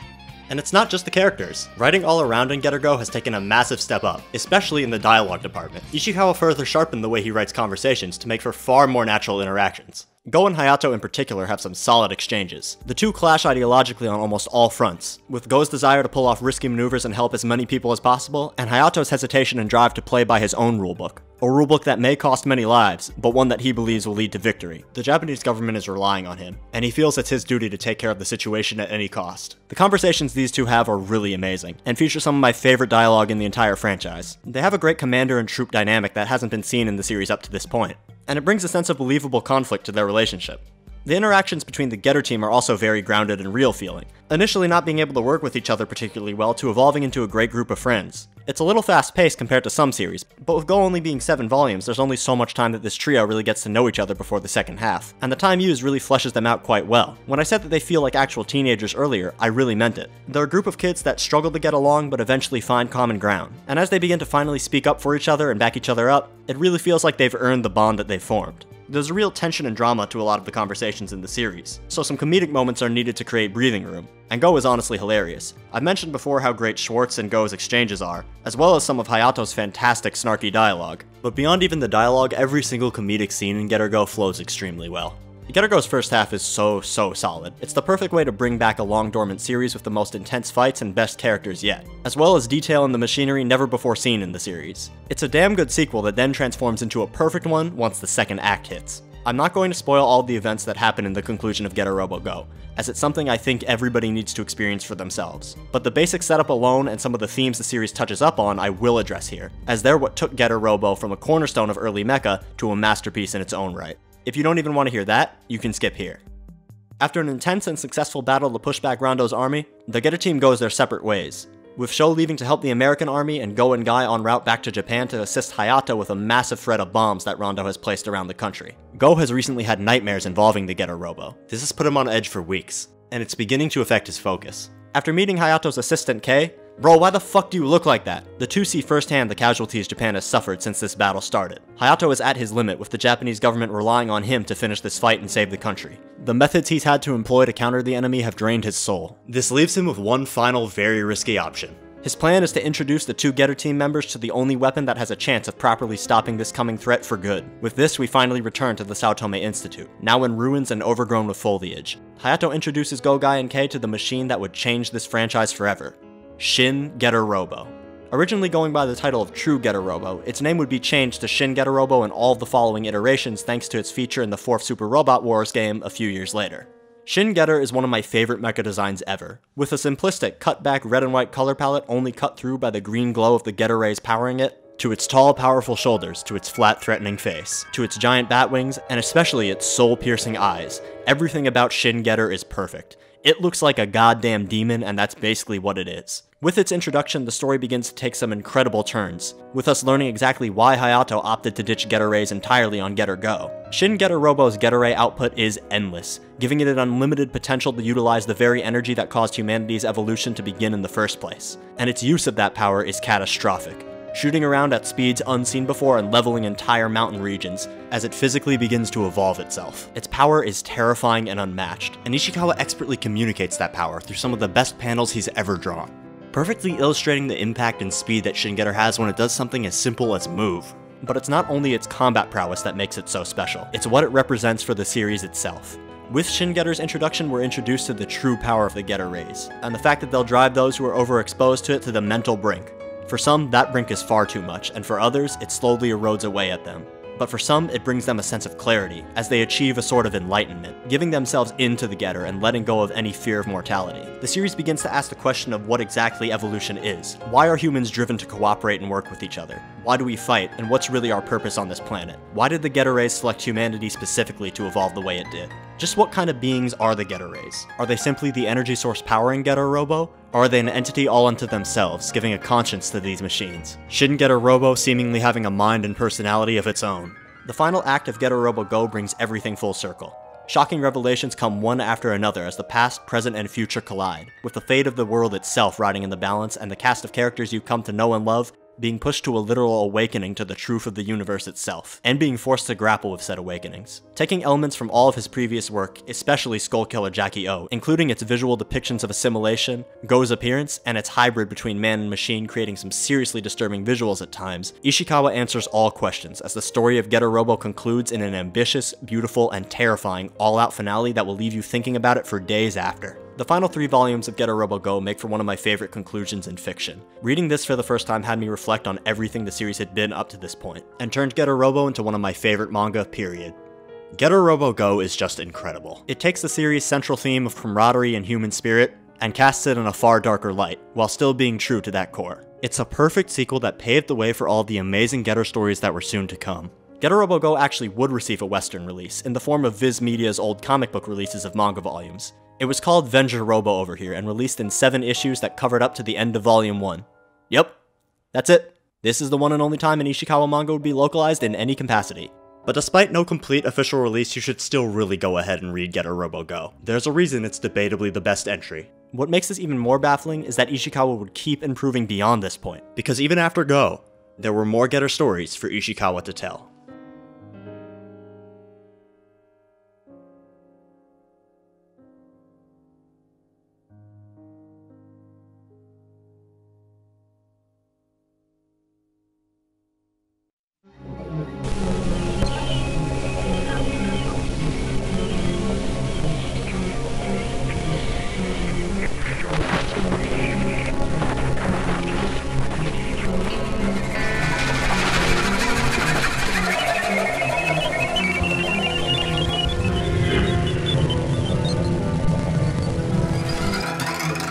Alright, here's some aggressive tonal whiplash. Getter Robo Go would again serve as the conclusion of the series, and it was a beautiful note to end off on.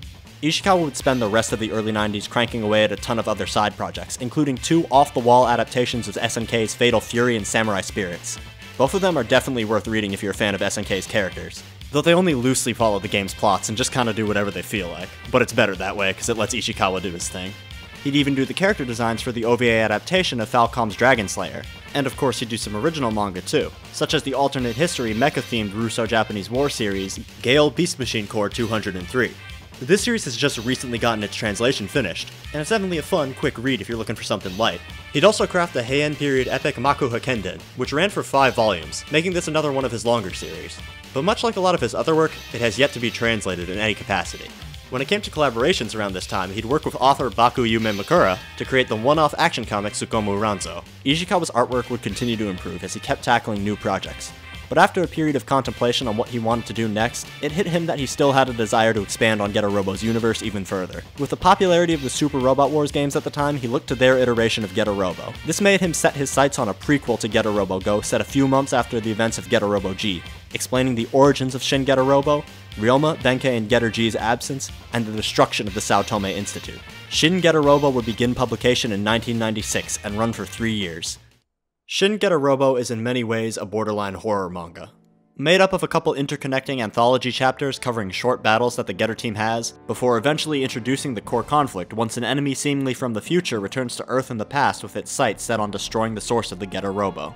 In particular, they oddly seem obsessed with destroying the Getter Dragon. Shin Getter Robo, Sao Tome's newest and strongest creation, ends up at the center of this battle. As Shin Getter Robo puts up a fight against this mysterious time-traveling threat, its insane Getter Ray output begins to affect the Getter team in Sao Tome both physically and mentally.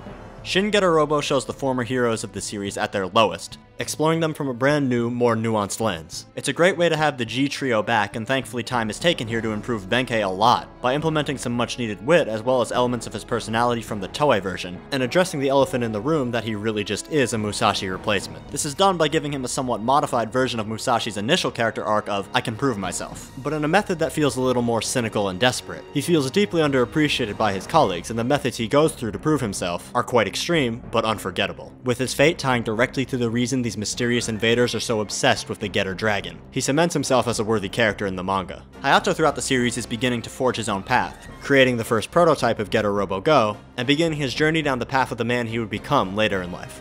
But Sao Tome here is honestly the most interesting part, as his overexposure to the Getter Rays begins to deteriorate him both physically and mentally. And it's quite upsetting to see the once proud, genius scientist slowly become an off-putting, scary, and bumbling shell of his former self.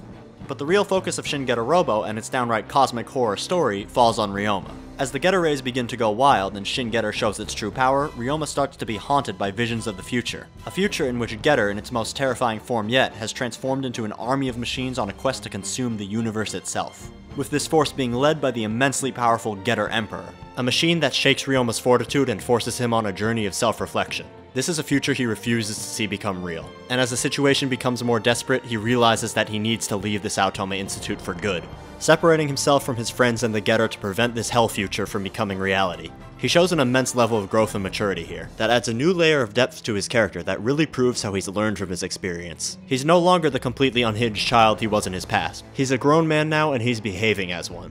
With the specter of Shin Getter Robo haunting him at all times, even outside of the cockpit, he's driven to walk a new path in life. Shin Getter Robo's character writing is fantastic. The conversations between Ryoma, Hayato, and Sao Tome feel extremely personal, with plenty of breathing room and some wonderfully laid out panels showing the growing distance between the once unshakable bond this cast had. Hayato and Ryoma's final conversation before the climax best reflects this, reflecting on what their potential futures are, and coming to an understanding of the different paths they're going to be walking in life, the two wondering if the Getter influenced these paths in the first place. Shin Getter's writing really is the most unique in tone, asking questions if destiny is predetermined and if certain people are meant to drift apart. It's beautifully written and contains a level of subtlety not seen in the series up to this point, though the signature juvenile humor is still thrown in here for good measure on occasion. Alongside the fantastic writing is Ishikawa's immaculate artwork. Shin is the most terrifying experimental entry in this regard as well. Wide shots and full-page spreads fill the entire story with either massive sweeping shots of outer space, filled with incredibly detailed planet-dwarfing spaceships, to the wide stunning vista of Mount Asama. There's a level of spaciousness and breathing room in Shin that wasn't present in any other entry of the series. Every single page of Shin is beautiful, with Ishikawa's level of detail and machinery going even further than it did in Go. Shin Getter 2 and 3 even get in on the action here, both of which are basically sick as hell beefed up and far scarier redesigns of Getter 2 and 3 respectively.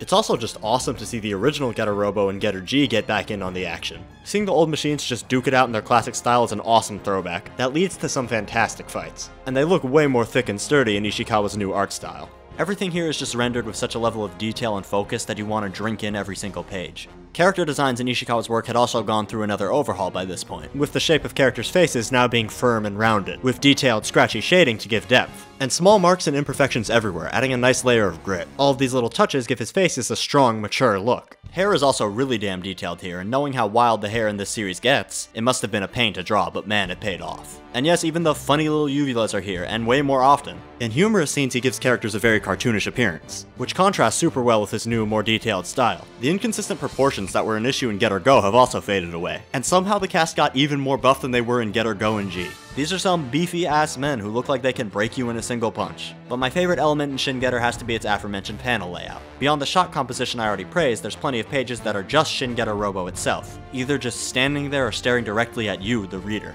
It's as if Shin Getter is a specter that even when not in the action, is haunting and watching over every moment of the manga, reinforcing the story's stressful, bleak tone. Fights also reflect this now, feeling more panicked and desperate than they ever have, with Shin Getter practically fighting with a mind of its own and sacrifices being made that add some serious emotional weight to every moment. Shin Getter is a story that's up for asking a lot of interesting questions in between its fight scenes. How far does the relationship between us and the machinery we've created actually go?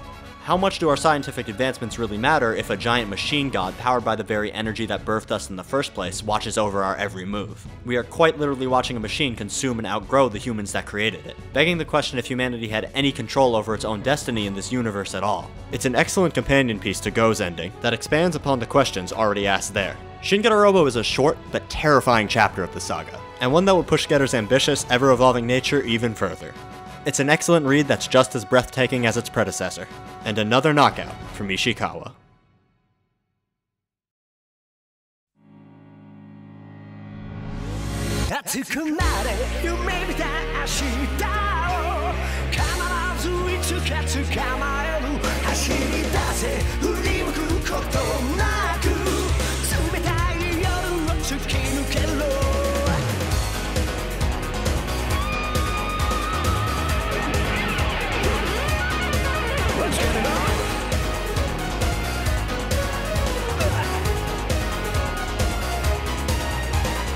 In 1998, while Shin Getter Robo was currently running, for the 15th anniversary of Bandai Visual's Emotion department, Bandai wanted to make a celebratory series as a bit of a cash blowout, and Getter Robo would be chosen as the host for this celebration. A bit of a retro throwback OVA planned to celebrate the series at its best. The series would be produced by the brand new animation studio Brainspace, with Giant Robo and G Gundam director Yasuhiro Imagawa set to write and direct the series. The show would be a 13-episode OVA, and Ishikawa would help promote the series with a prequel chapter. A prequel radio drama would also be produced. From this collaborative effort, Getter Robo would receive its most popular adaptation to date, and arguably still its best. It would be titled Change, Getter Robo, The Last Day of the World, or Shin Getter Robo Armageddon in the West.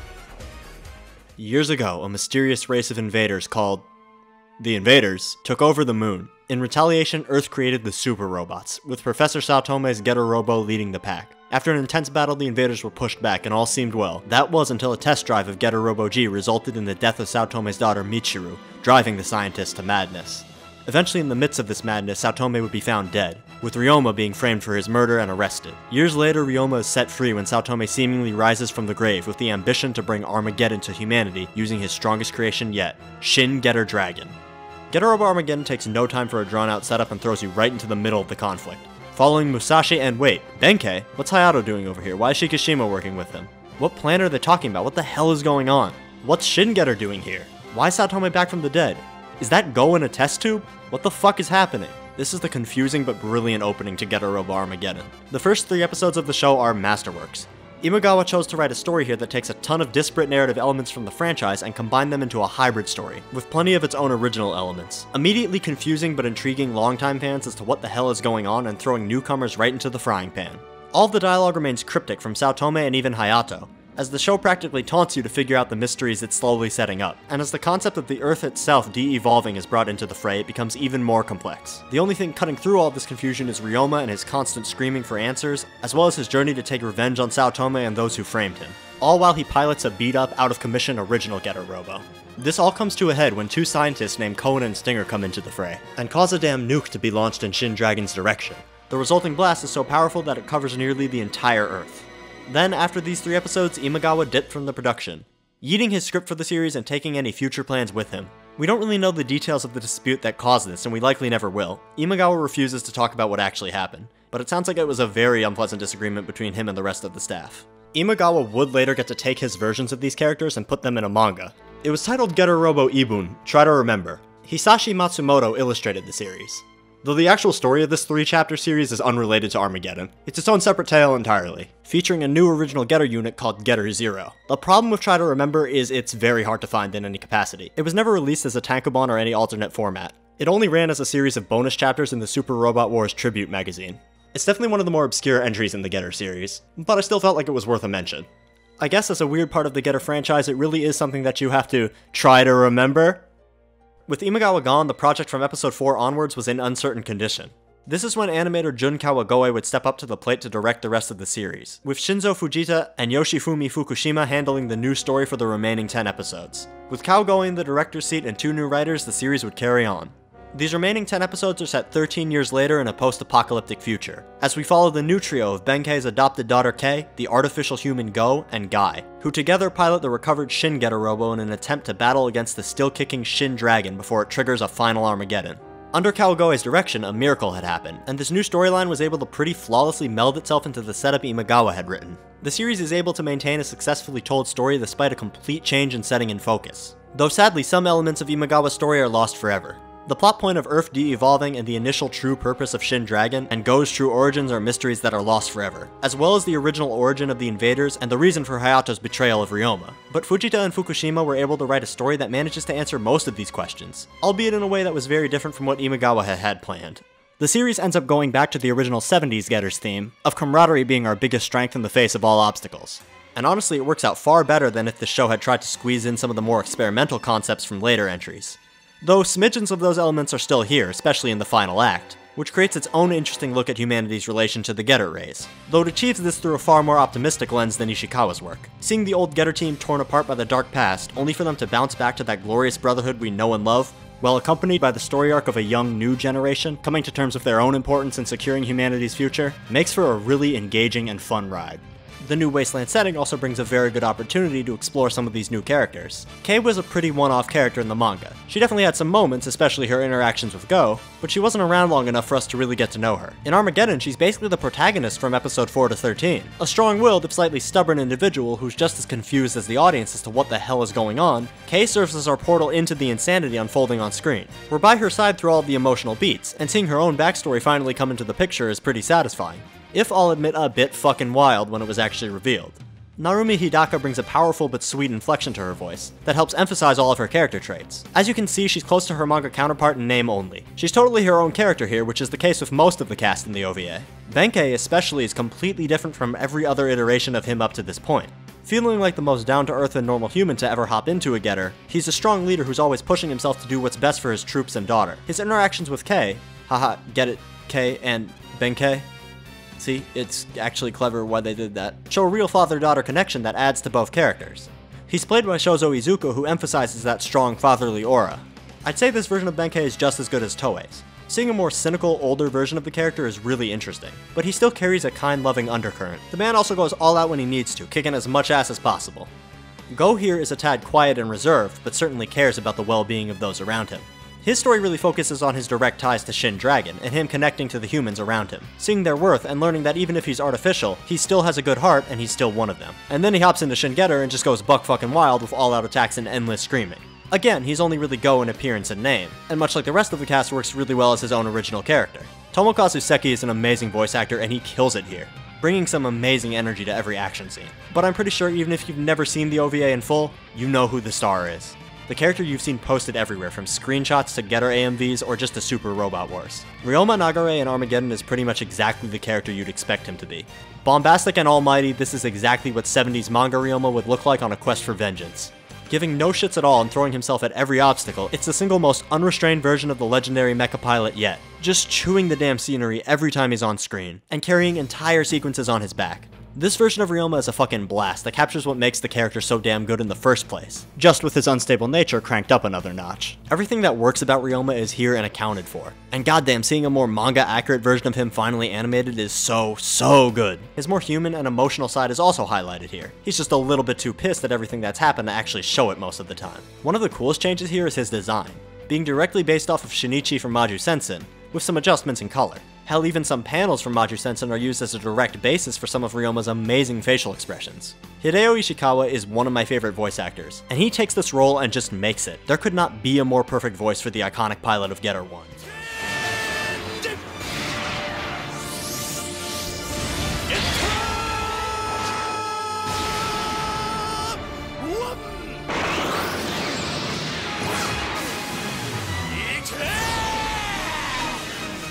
Just a grade A performance that brings the character to life. Hayato here is also pretty manga accurate, with an extra layer of slime and manipulation added on top to give him a real slick presence in the show. Aside from that, much like Ryoma, everything I've said about the character in past segments applies here. The OG Getter boys are super manga accurate, and it's so awesome to see these dudes animated in this quality with voice acting this good. Naoya Uchida becomes the definitive voice of Hayato in this OVA, bringing that level of calm, calculated speech with a twinge of unstable madness from the pages of the manga to life. Even Musashi, for his brief time in the spotlight here, is totally on point, and played incredibly by Shinpachi Tsuji, who also happens to be my favorite Musashi voice. Noticing a pattern here? I do enjoy Toei's original voice cast, but man, Armageddon's is just too stellar. Also, Guy is here, and he's just Guy. Pretty much plucked directly from the pages of Getter Go and dropped here. Saotome here is incredible, pretty much matching up with Ryoma for scenery chewing. This mad undead version of the character with a wild redesign is so goddamn fun to root against. Every scene he's in is a riot, especially when him and Ryoma are face to face. Mugi Hito really nails this version of Saotome with some wonderful cheese. He's devilishly evil and the perfect villain for this OVA. The rest of the supporting cast is great too, from the mysterious Koen and Stinger, both of whom borrow the designs from Maju Sensen's Shot and Barbia respectively, to the OVA's version of Schwartz, who's honestly just an asshole instead of a racist. Which, you know, is a lot more welcoming, but makes him a little harder to root against. He's just kind of a dickhead here. Hey, there's even this dude with this goofy-ass ashy skin. His design is a reference to Ishikawa's Battlehawk manga. Weird little touches like that are just so good, I love them. There's even some neat references and background details like, oh, why'd y'all bring him back? The show is just so good about allocating screen time for its cast too, juggling them in such a natural way that everybody's personal journey is wrapped up by the time we hit episode 12 and 13 for the big all-out finale, leading the 13th and final episode to be a massive celebratory fuck it, throw all the money into this big-ass space battle. And you know what? This show earns a finale like this. Outside of a fantastic cast, pretty engaging story, and great voice acting, Armageddon also features some stellar directing from Kawagoe in his episodes. While on the surface, I prefer the darker, more morose approach that Imagawa took to his episodes only because it's slightly closer to the manga in tone, I adore Kawagoe's episodes, and even think the final 4 episodes of the series match up evenly in quality to the directing in the first 3, just from a more action-focused standpoint that's more in line with Getter 74 and Getter G. Kawagoe really channeled the spirit of early Ishikawa into his approach to direction, and that's very appreciated, especially that he still manages to match the pace of Imagawa's episodes. An episode in this show feels like it's ended right as you've started watching it. There's not a dull moment here. The action scenes in Kawagoe's episodes all have a distinct sense of flash and speed to them, bringing focus to the power and precision of this show's version of Shin Getter. Watching it rip through invaders at high speeds is amazing, and its usage of its signature attacks is stunning to look at. Shin Getter here fights with a scythe instead of a tomahawk, and it's really refreshing to see a scythe used like an actual scythe in an anime. Most shows, even series I enjoy, make scythes look like fun, flashy weapons that just spin around and just kinda slash people up with. And while that's cool, seeing Shin Getter fucking slam this thing down with immense power and shred everything in its path up is perhaps the closest I've ever seen to this farming tool being used like an actual farming tool. These crops about to get fucked up. Shin Getter 2 and 3 are also amazing to watch, with 2's drill turning invaders into smoothies, and 3 snapping dudes in 2. Shin Getter itself isn't the cosmic, ever-evolving terror of the manga here, but its power is certainly represented. And contrasting this is the action back in Imagawa's early episodes, with a far heavier, dramatic approach to every attack. From Ryoma annihilating an entire army of Getter Gs while piloting a beat-up Getter 1, to Hayato throwing out the drill on Getter 2. And just check out Getter 3 go to town. Everything has such a heavy impact to it that's not found in the later 10 episodes. And hey, would you look at that, this sequence was animated by one Hiroyuki Imaishi. Between all that weighty action is just a sense of panic that really complements the first 3 episodes. But I think both Imagawa and Kawagoe's episodes perfectly display the kind of action they're going for in the first place. Outside of its action scenes, the art direction in this show is immaculate, having one of my favorite aesthetics in any piece of media, period. Brainspace opted to take an approach that emulated Ishikawa's thick line work and general styling from his 70s manga, but translated through contemporary late 90s sensibilities. What you get is a drop-dead gorgeous show that, aside from some occasionally janky shots in the middle episodes, is one of the most stunning looking anime I've ever had the pleasure of watching. It's a show that animates incredibly and looks so goddamn beautiful while doing it. And watching Getter's ridiculous fusions rendered with a sense of internal logic not seen before is just another cherry on top. The mechanical design in this series is on point, with Tatsuya Yamada handling the redesigns for all of Ishikawa's famous mecha. Yamada took a fine tool and reworked all of the machines to fit into this new aesthetic. Getter 1 has a level of detail and weight to it unseen before, with a far heftier build and a rusty, damaged appearance that perfectly conveys the feeling of a machine that's far past its prime. The cockpit is also hilarious too, look at this mess. Shin Getter Robo's redesign is perhaps even more famous than Ishikawa's original, giving the machine a more angular, exaggerated appearance, with far larger shoulders and a slightly caved-in face with its crazy eyes on almost all the time. It still gives off the feeling of an imposing demonic machine, but with its own very distinct look. But the biggest achievement of Yamada's work here is his anime original design, Black Getter. This thing is incredible. Just take a look at how creative it is, built out of all those patched together parts strewn about. It's got that unique mouthpiece and distinct color palette and a fucking iron knuckle. This is one of the most metal designs out there and it rocks. Yamada's work here is to die for. It's no surprise that he'd take a similarly expert approach to his work on Maz and Kaiser 3 years later. Kenji Hayama of Tiger and Bunny and so many other series handled the character designs here.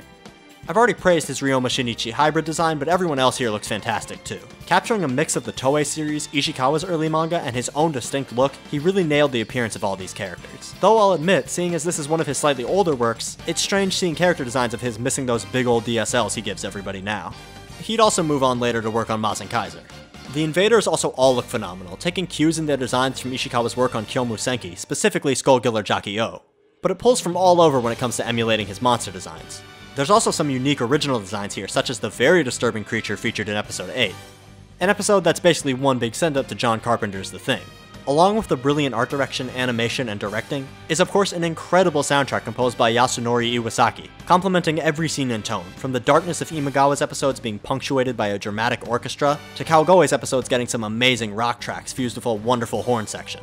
You've been hearing parts of this OST for most of this video, so you should already be able to tell how great it is. The two opening themes to this show are also some of the best of all time, with Ichiro Mizuki performing the powerful first opening, Imaga Sono Tokida, the theme used for episodes 2 and 3. And I feel like pretty much every anime fan knows the second opening, Heats, performed by Hironobu Kageyama, the opening used for the rest of the show. I fuck with both songs heavy, but I have a slight preference for the triumphant, classic sound of Mizuki's opening.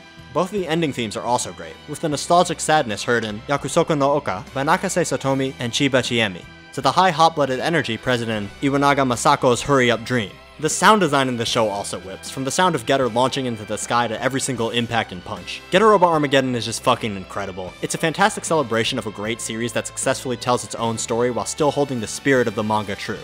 If I was to make a minor complaint, it's that the show lost some opportunities to go and explore the darker implications of the Getter race from the manga, though visual elements from Go and Shin are certainly accounted for. Of course, not all elements from Shin are, as both the manga and OVA were running at the same time, with less immediate feedback between the two than the original series and manga. It's rare as hell for a series to dramatically switch up its director and writers, and still manage to not just turn out successful, but become one of the most popular entries in your respective genre. That popularity is very well earned in Japan and the rest of the world, as Armageddon was the first major piece of Getter media to get a proper localization from ADV Films, with a dub and all, though that dub is it's pretty funny. Pipe down!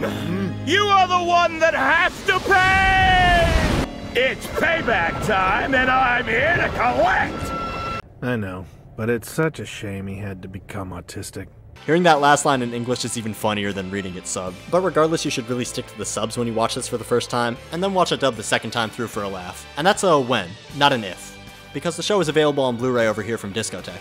It comes with the ADV dub and all. Go watch this brilliant show if you haven't already. It's one of the most lavish, celebratory adaptations you could ever get for such a cornerstone manga. So, how do you make a follow-up to an OVA that good?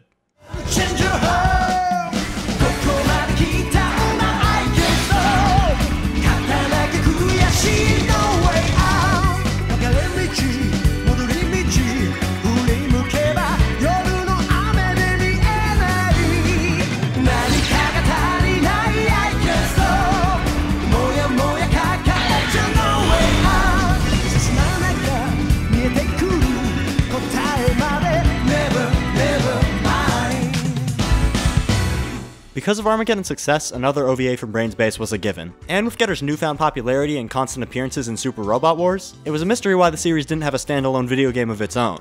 That's where Getter Robo Daikessen comes in.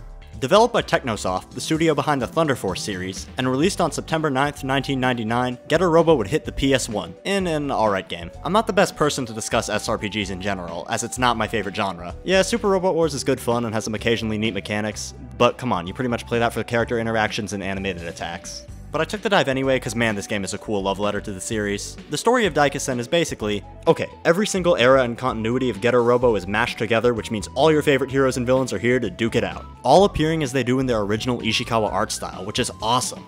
Ryoma looks like 70s Ryoma, and he's even voiced by Kamiya again. Go also looks really close to his manga counterpart, for example. Scenes from the manga itself are even shown here, and it's awesome to see them fully animated for the first time. Brainsbase handled these cutscenes once again, and they look...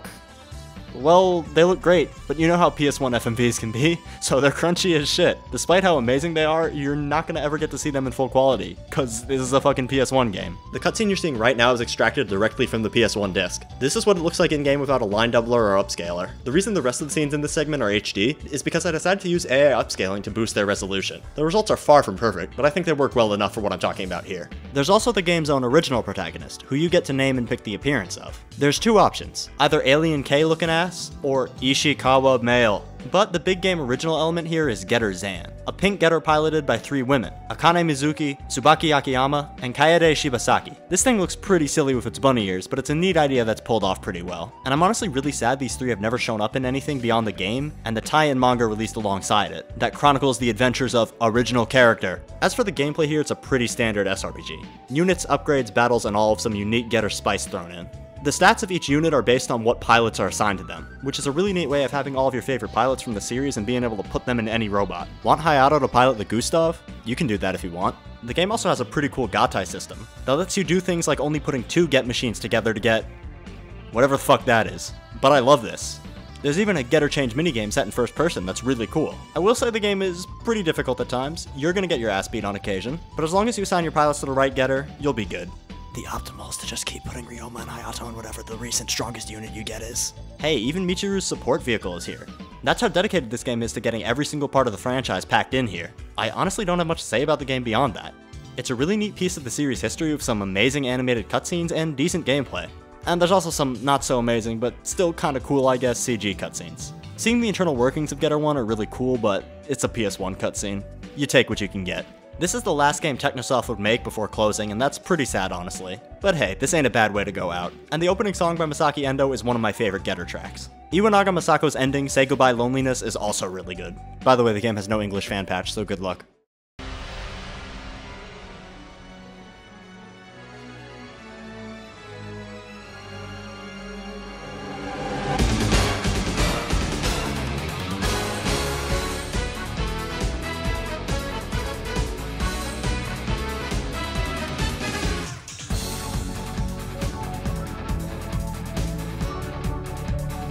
With Ishikawa off writing a ton of other series and still being done with Getter for the time, Bandai Visual and Brainsbase went ahead and said, yeah, we're gonna make another OVA. That last one was fire. Hey Kawagoe, you're directing again. From here we got the short but very sweet Shin Getter Robo vs Neo Getter Robo.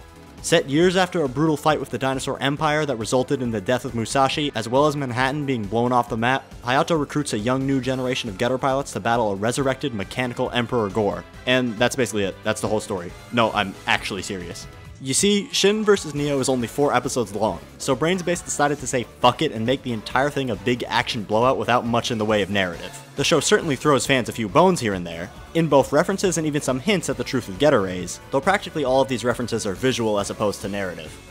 And you know what? That's fine, cause Shin vs. Neo knows exactly what it is. It's here to bring you 4 episodes of non-stop robot action without taking a moment to dwell on anything else. This show is like taking your action figures and bashing them together. Kawagoe's directing here is just as strong as it was in Armageddon, with the action scenes matching up pretty well in quality with what was already present in that series. One advantage this short length gives is that the show looks gorgeous at all times. Any of the slightly jank moments in Armageddon are absent here. Everything looks perfect, and the series uses a very similar art style as well, meaning it looks damn beautiful both still and in motion.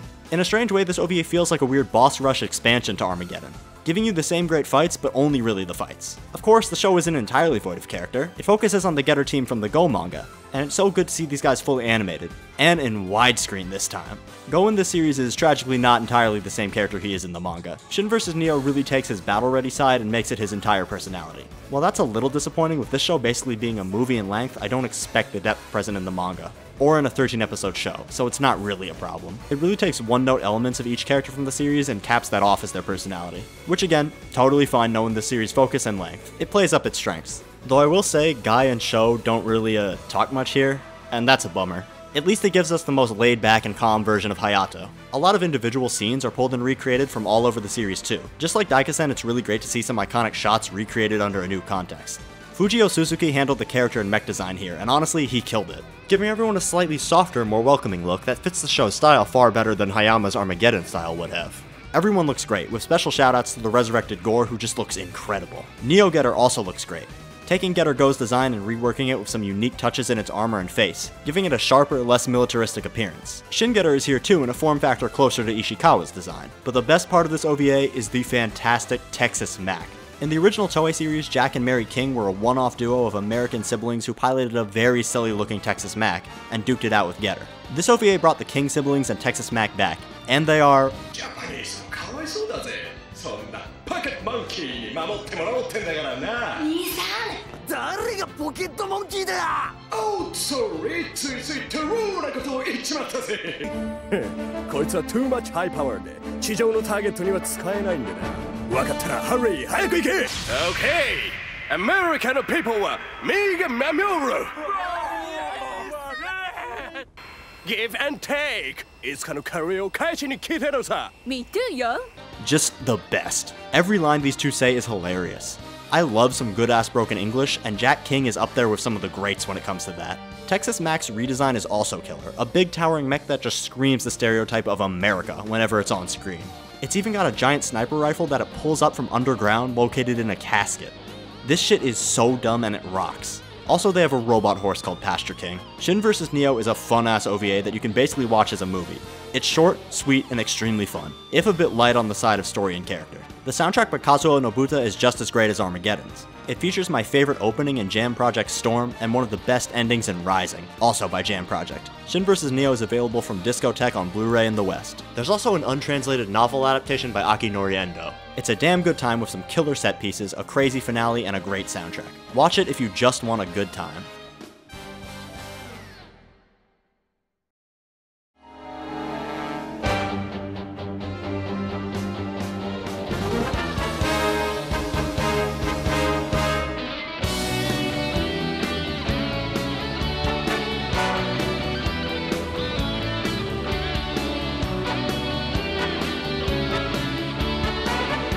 Through the late 90s and early 2000s, Ishikawa would continue to pump out other works. From the dimensional traveling battles present in Amon Saga, based on the Shinji Oga and Yoshitaka Amano OVA, this manga was written by the OVA's writer Bakuyu Mimikura, though really the only thing the two works share is the name. This is a completely different story than the fantasy-themed OVA. Instead, it's set in Heian period Japan and features some stunning artwork from Ishikawa, to some more wild Buddhist space combat in Naga. No relation. And of course he'd continue to write some historical pieces, such as Samurai Tachi no Meiji Ishin, a story exploring the samurai's slow erosion caused by the Meiji Restoration. It's a great comedic look at how one of Japan's most interesting eras affected the famous samurai. He also created a baffling hentai manga called Blueberry Doll. Ken was horny while writing this thing. It's thoroughly insane and features nightmare vagina portals, giant growing cocks, and BDSM Nazis. It's some serious D shit and it's a trip. In 1997, the same year as Blueberry Doll, Ishikawa put out the Yakuza sci-fi manga Gokudo Heki, the story of a Yakuza named Shozo waging war against pretty much all of the bigwigs in Japan, with a Gatling gun arm, which I guess was just hot in 97, and a leg that can shoot rockets. The manga would receive a film adaptation in 2011 that got localized as Yakuza Weapon. It was written and directed by Tak Sakaguchi, who also stars in it, and it's a film that needs to be seen to be believed. The whole joint was filmed in 12 days and it clearly shows. But despite that, it's a really entertaining action movie with some insane set pieces, including 2 very impressive one-shot fight scenes, and what I can only describe as vagina rocket kata. Sakaguchi is known really well for his stunts, so this film was a perfect fit for him. He really manages to capture the feeling of Ishikawa's characters and style, translating the unhinged feeling of his manga to the silver screen. Ishikawa would also pen a chapter for the Devilman anthology manga, Neo Devilman. His chapter goes hand in hand with the chapter written by Go Nagai, and Ishikawa has an amazing take on the world of Devilman. My favorite work of Ishikawa's from this era though has to be 2001's Jubei Yagyu Dies, an adaptation of another Futaro Yamada novel, this time being an even looser adaptation. Jubei Yagyu Dies sees the titular historical figure travel to an alternate timeline, where the shinobi ruled Japan instead of the shogun. It's out of its damn mind with some insane, very inspired imagery and a lightning fast pace, and I highly recommend reading this. I will say that it gets cut off on a cliffhanger ending, but this is just kind of a trend with Ishikawa's work. A lot of his series got cancelled before they could finish their run, so it ain't exactly new for him. 2002 would see a neat crossover manga focusing on the robots of Dynamic Pro, called Super Robot Retsuden. It's a fun quick read that feels like a few episodes of the old Toei shows just rendered out in Ishikawa's gorgeous contemporary style. He'd also put out Eurasia 1274, a totally very historically accurate version of the Mongolian invasion of Japan. No, the last 3 pages are not one of the greatest swerves I've ever seen in a comic book period. What are you talking about? It's a totally real history book. No, what do you mean? Korean Batman isn't in this.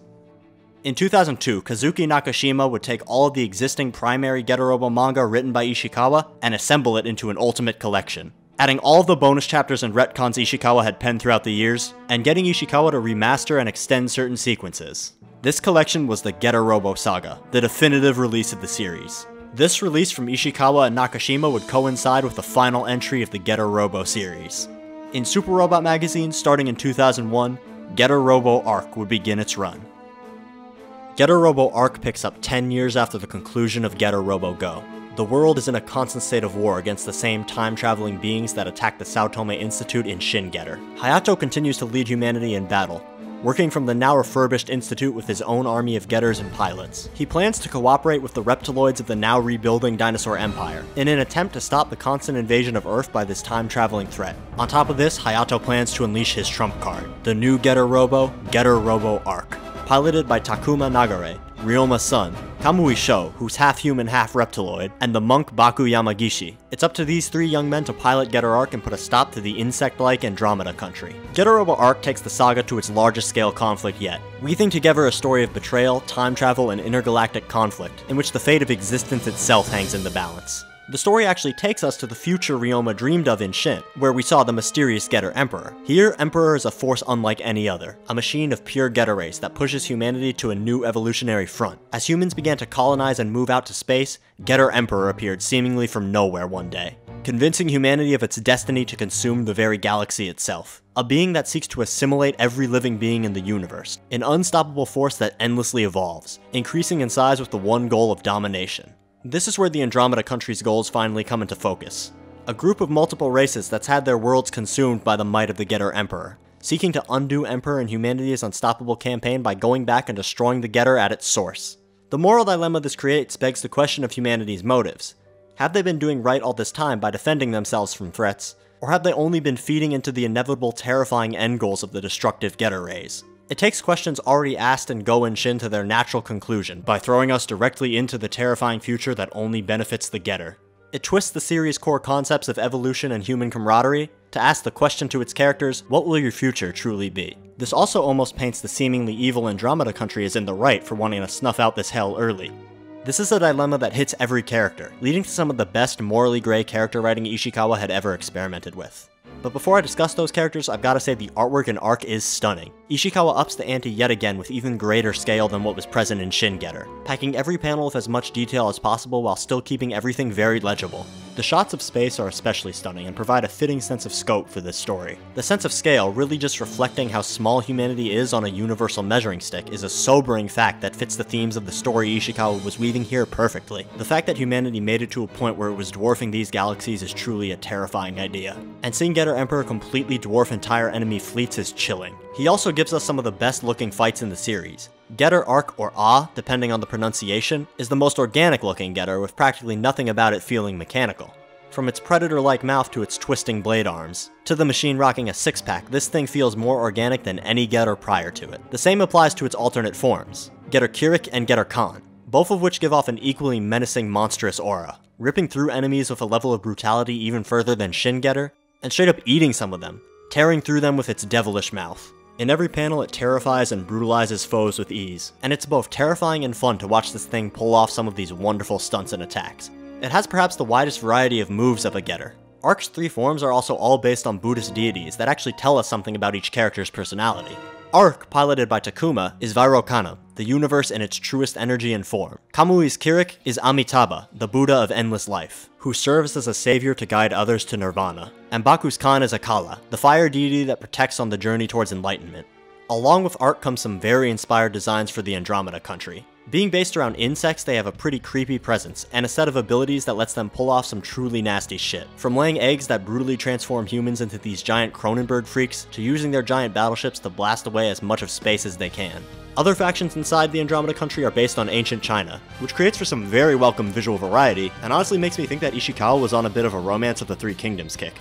And now, onto the characters. Takuma is a man who's been overexposed to Getter rays from birth, giving him a natural strength and ability to withstand the Getter's power, and making him predisposed to being batshit insane. This guy is even more balls out than his father was in his youth, while also flipping on a dime to being a complete goofball. His goal in being involved in this battle is to get revenge on the American scientists who murdered his mother, who by the way is a goddamn queen for somehow getting Ryoma Nagare to reproduce. These scientists now working alongside the Andromeda country towards an unknown goal. History repeats itself here, with him and his father starting off their journey on a similar quest for revenge. Takuma's fun, all-out fighting style gives him a new kind of presence. He's the least restrained Getter pilot yet, and pulls some of the most insane power plays imaginable. He's also hilarious, knowing exactly what buttons to push to get people infuriated with him. A total douchebag, but a respectable one that still has a sense of empathy for others. Though he's even more boneheaded than his father was, letting his empathetic side get snuffed out by the need for revenge. A trait that creates conflict with the rest of the cast, and even comes close to painting him as being in the wrong most of the time.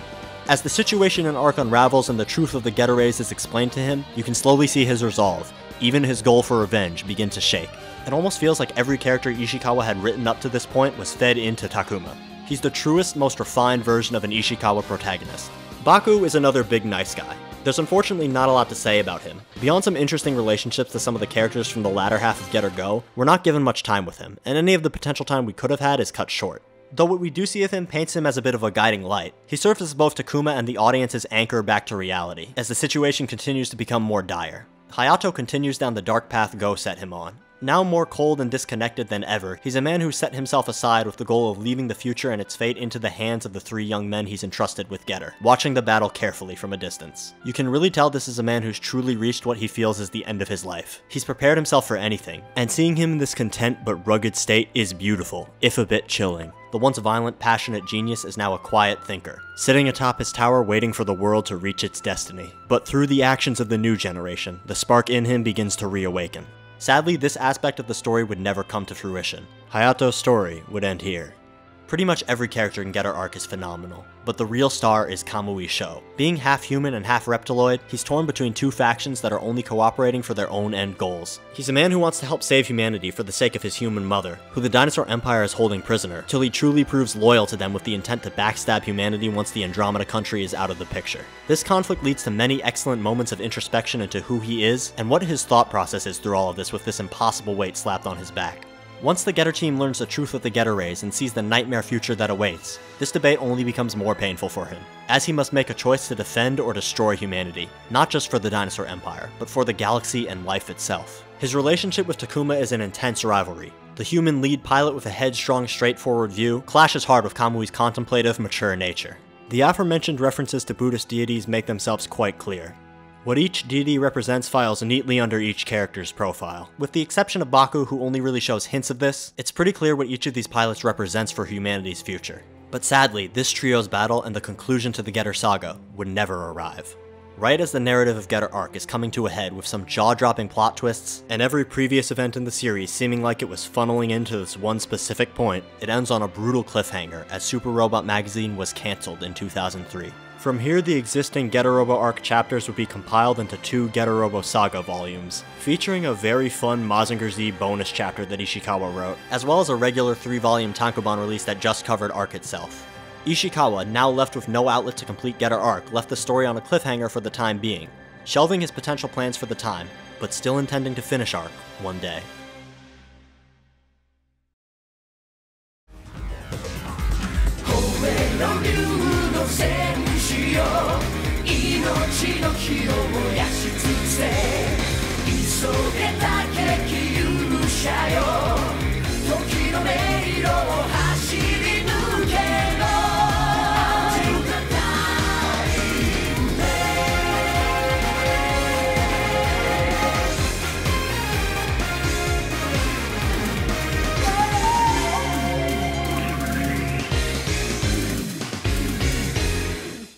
As 2004 rolled around, and the anime industry was finally entering the digital animation age, Brainspace would produce one final Getter Robo OVA with Ishikawa's oversight. With Jun Kawagoe stepping up to the plate to direct once again, the final animated Getter Robo series would release in 2004 with 13 episodes. New Getter Robo. New on the surface is a remake of the original Getter Robo manga, set in 2004 instead of 1974. Some immediate changes that set it apart are the enemies being the Oni of Japanese mythology, instead of the Dinosaur Empire, and the characters all being young adults as opposed to teenagers. Ryoma is a vagrant fighter picking wars with the local Yakuza, and Hayato leads an actual militia performing raids on military bases. Instead of just having Musashi or Benkei, both are replaced by the original character Musashibo Benkei, named after the actual historical figure. Getter is probably the only franchise big-brained enough to pull something like this off. Instead of trying to pick either of the two original pilots, they fuse them together to make one original character. Musashibo is totally unique from either Musashi or Benkei. He's a former mountain-wandering criminal turned monk, who finds himself wrapped up in the insanity of the battle between the Sao Tome Institute and the Oni threat. He's a complete horndog too, which leads to some of the most abrasively sexual content in the franchise. They even show this man's nutsack, his whole nutsack and asshole. He's not the only major change New Getter makes though. That initial pull of being a modern day adaptation of the first manga only stays true for about the first third of the show, before it swerves on you completely and shows its true hand. This series is a massive celebration of the career of Ken Ishikawa, and throws in elements from all across his career under the lens of a Getter series. It takes elements in particular from his manga Jubei Yagyu Dies and Maku Hakenden. In fact, the show's central antagonist is pulled straight from that manga, and of course, plenty of Kyomu Senki is pulled from as well. The middle act of the show is so crazy and out of left field that I don't want to spoil it, as this show's non-stop pace and constant setting shifts make it a real treat to experience. The show covers so many separate mini-stories that adapt different parts of the Getter saga as well as Ishikawa's other work that it sorta creates this issue where the show feels like it has ADHD. It packs more into 13 episodes than most shows can in 50, and it's really quite a lot to take in. It may sound like a complaint to say that, but it's really not. New Getter is a non-stop onslaught from word go and never has a dull moment. It's also the only Getter anime that really comes close to taking the concepts presented in the later parts of the manga, which is very welcome, and it somehow manages to juggle all of the stories it's covering with surprising tact. Both Hayato and Ryoma here are pretty manga accurate, feeling like hybrids between their 70s selves and their Shin selves. It's even cranked up a bit in both cases where Ryoma is about as batshit as he was in Armageddon. Even more here at times, spitting out some of the best lines in fiction period. We also finally get to see an animated Ryoma get at least some of the emotional development present in Shin, which leads to some fantastic scenes. Hayato, instead of being an assistant to Sao Tome, starts researching Getter rays on his own to find the truth of the odd happenings around the Institute and within the Getter Robo.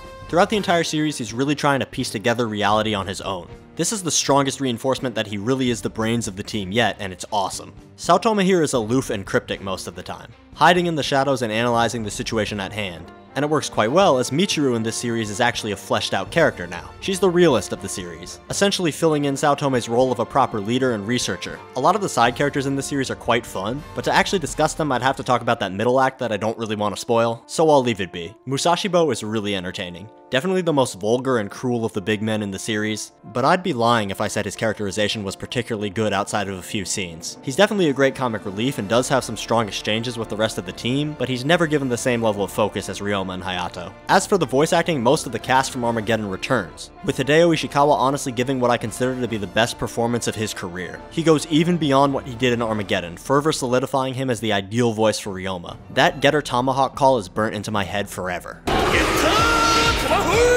Naoya Uchida is also equally as solid as Hayato here, but with a slightly softer spoken tone as the younger version of this character. Kiyoyuki Inada is fantastic as Musashibo Benkei, bringing what's there of the character to life. Kinryu Arimoto is also incredible as Sao Tome, carrying each scene with a chilling aura, and with that excellent voice acting also comes a killer soundtrack from the returning Kazuo Nobuta, who composes every track with an Eastern-sounding twist that particularly complements this series' twists and turns and Japanese history influence. Jam Project also goes way too hard on both the opening and ending themes, but comes packing even more heat in the form of some incredible insert songs that punctuate key fights in the series, really bringing the hype. There's a whole damn album of these insert songs that even comes with a few bonus tracks from non-Jam Project members, like Akira Kushida. This soundtrack kicks ass all around. It's probably my favorite Getter soundtrack, but my favorite track has to be Masaki Endo's Saga.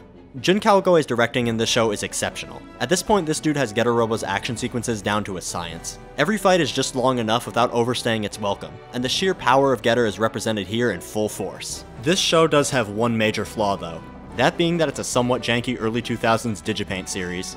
And as is the case, it looks pretty smudged and has some strange dull coloring going on most of the time. Early Digipaint shows also aren't exactly known for animating particularly well, and that's the case here too. While Kawagoe's direction is strong, like I said, the movement itself is rather stiff throughout the show, and only really gets going in small bursts. I definitely understand why this show was done in Digipaint, but it sadly doesn't look even close to as good as the last two OVAs. The art style does help carry a lot of this weight, as Brainspace went for a style that emulates the later days of Ishikawa. Strong rounded character faces and little scratch marks well accounted for. Only thing really missing here is the little uvulas. Fujio Suzuki returns as character designer, and really does a great job capturing the stature of Ishikawa's characters while putting in his own little twists everywhere to keep things fresh. Ryo Tanaka handles the mechanical design, and his Getter reimagining modernizes the iconic original robot, while slipping in plenty of elements of Shin with an extra sharpness to the whole design, giving it an entirely distinct look that fits the show's all-around aesthetic and gives all of its forms a real big imposing presence. Also, its dual Getter tomahawks being little balls that shoot out of its shoulders, and then morph into the tomahawks is pretty genius. The Oni also look sick and are pretty much lifted right from the pages of Ishikawa's other manga, though some do look a tad odd at times. New Getter is a fantastic show. By opting to be a career tribute to Ishikawa instead of a full-on remake of Getter Robo, it carves its own path, feeling like a perfect crossroads of everything Ishikawa's done throughout his life, all centered around his mechanical magnum opus. It also has a finale that comes pretty close to surpassing the blowout present in Armageddon. New Getter's brilliant tribute to Ken Ishikawa himself honestly makes it my favorite of the three Getter OVAs. Visually, it can be a little rough in places, but this is one of the most densely packed, well-executed, and fun rides you can ever go on, and a perfect tribute to the father of Getter Robo. New Getter is available on Blu-ray from Discotek. It was originally licensed by Geneon, but their DVDs are long out of print. Thankfully, this new Blu-ray release also comes with Geneon's dub, which honestly ain't half bad. Lex Lang makes her a pretty good Ryoma. The show is also available on Retro Crush, but only dubbed. And come on, this is Getter Robo. You're gonna want to watch this one subbed. New Getter is just a show that gets better with time, and the more of Ken Ishikawa's work you read, the better this OVA gets. A true victory lap if I've ever seen one. After the big career tribute and victory lap that was New Getter Robo, Ken Ishikawa would continue to pen a few other works, including an insane Mega Man one-shot with all of the Ishikawa-isms present. It's only 8 pages, so go and read that right now cause it's a trip. He'd also start writing a few more manga, including Cho Gorofuden Haruka, a seinen golf battle manga. That concept fucking rocks, but I can't even find digital scans of this thing. Ishikawa was still riding high. But then, November 15th, 2006 came. During a dinner party after a night of golfing with his friends including Go Nagai, Ishikawa would suddenly collapse. After being rushed to the hospital, he was declared dead. Ken Ishikawa passed away at age 58, leaving behind a legacy as one of the founding fathers of the mecha genre, and a fantastic writer and artist who is cherished to this day as one of the all-time greats, a title that is beyond deserved. With Ishikawa's passing, Getter Robo arc would be put on a permanent hiatus. The answers to all of the questions posed would never come, the final outcome of the saga would never arrive, and the characters' story arcs would remain incomplete forever. The Getter Robo manga would never be continued, out of respect for Ishikawa's legacy. Ken Ishikawa deserved to rest, both as an artist and as a man who impacted the industry in far too many ways to even count. But even with the legend gone, much like the Getter Rays themselves, Getter Robo would always persist.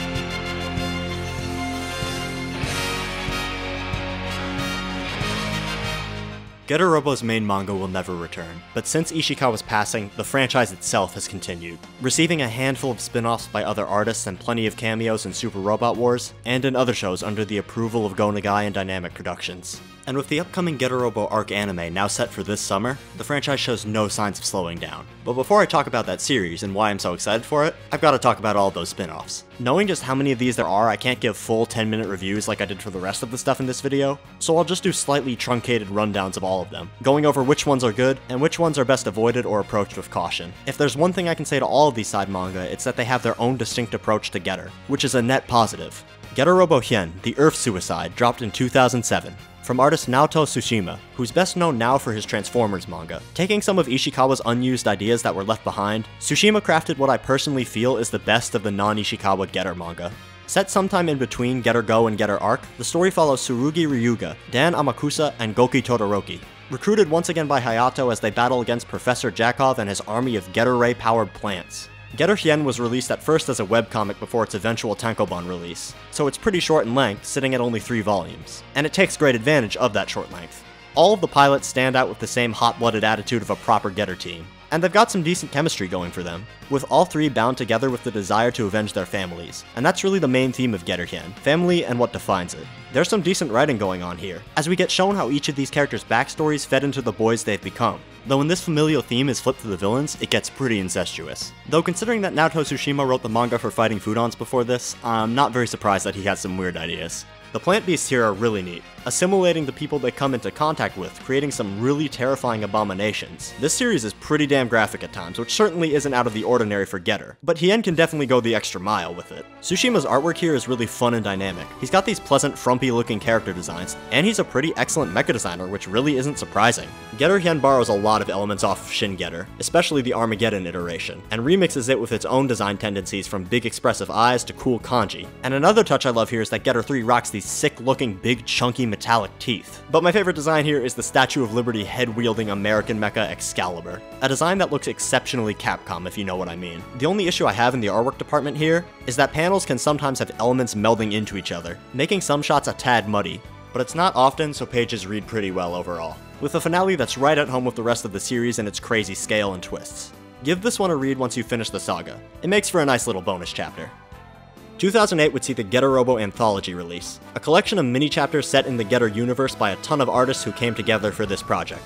You've got a fittingly pervy and humorous Go Nagai chapter, a chapter from Tsushima which is just a bonus chapter from his volume release of Hien, and a really neat chapter by Masakazu Oi, creator of Okusan, that shows the Getter Emperor in an even further evolution. The best chapter here though is the final chapter by Dance and the Vampire Bund mangaka Nozomu Tamaki, that shows Musashi's final moments and a premonition of the future he receives at that time. It's a really emotional, heart-rending tribute to the character.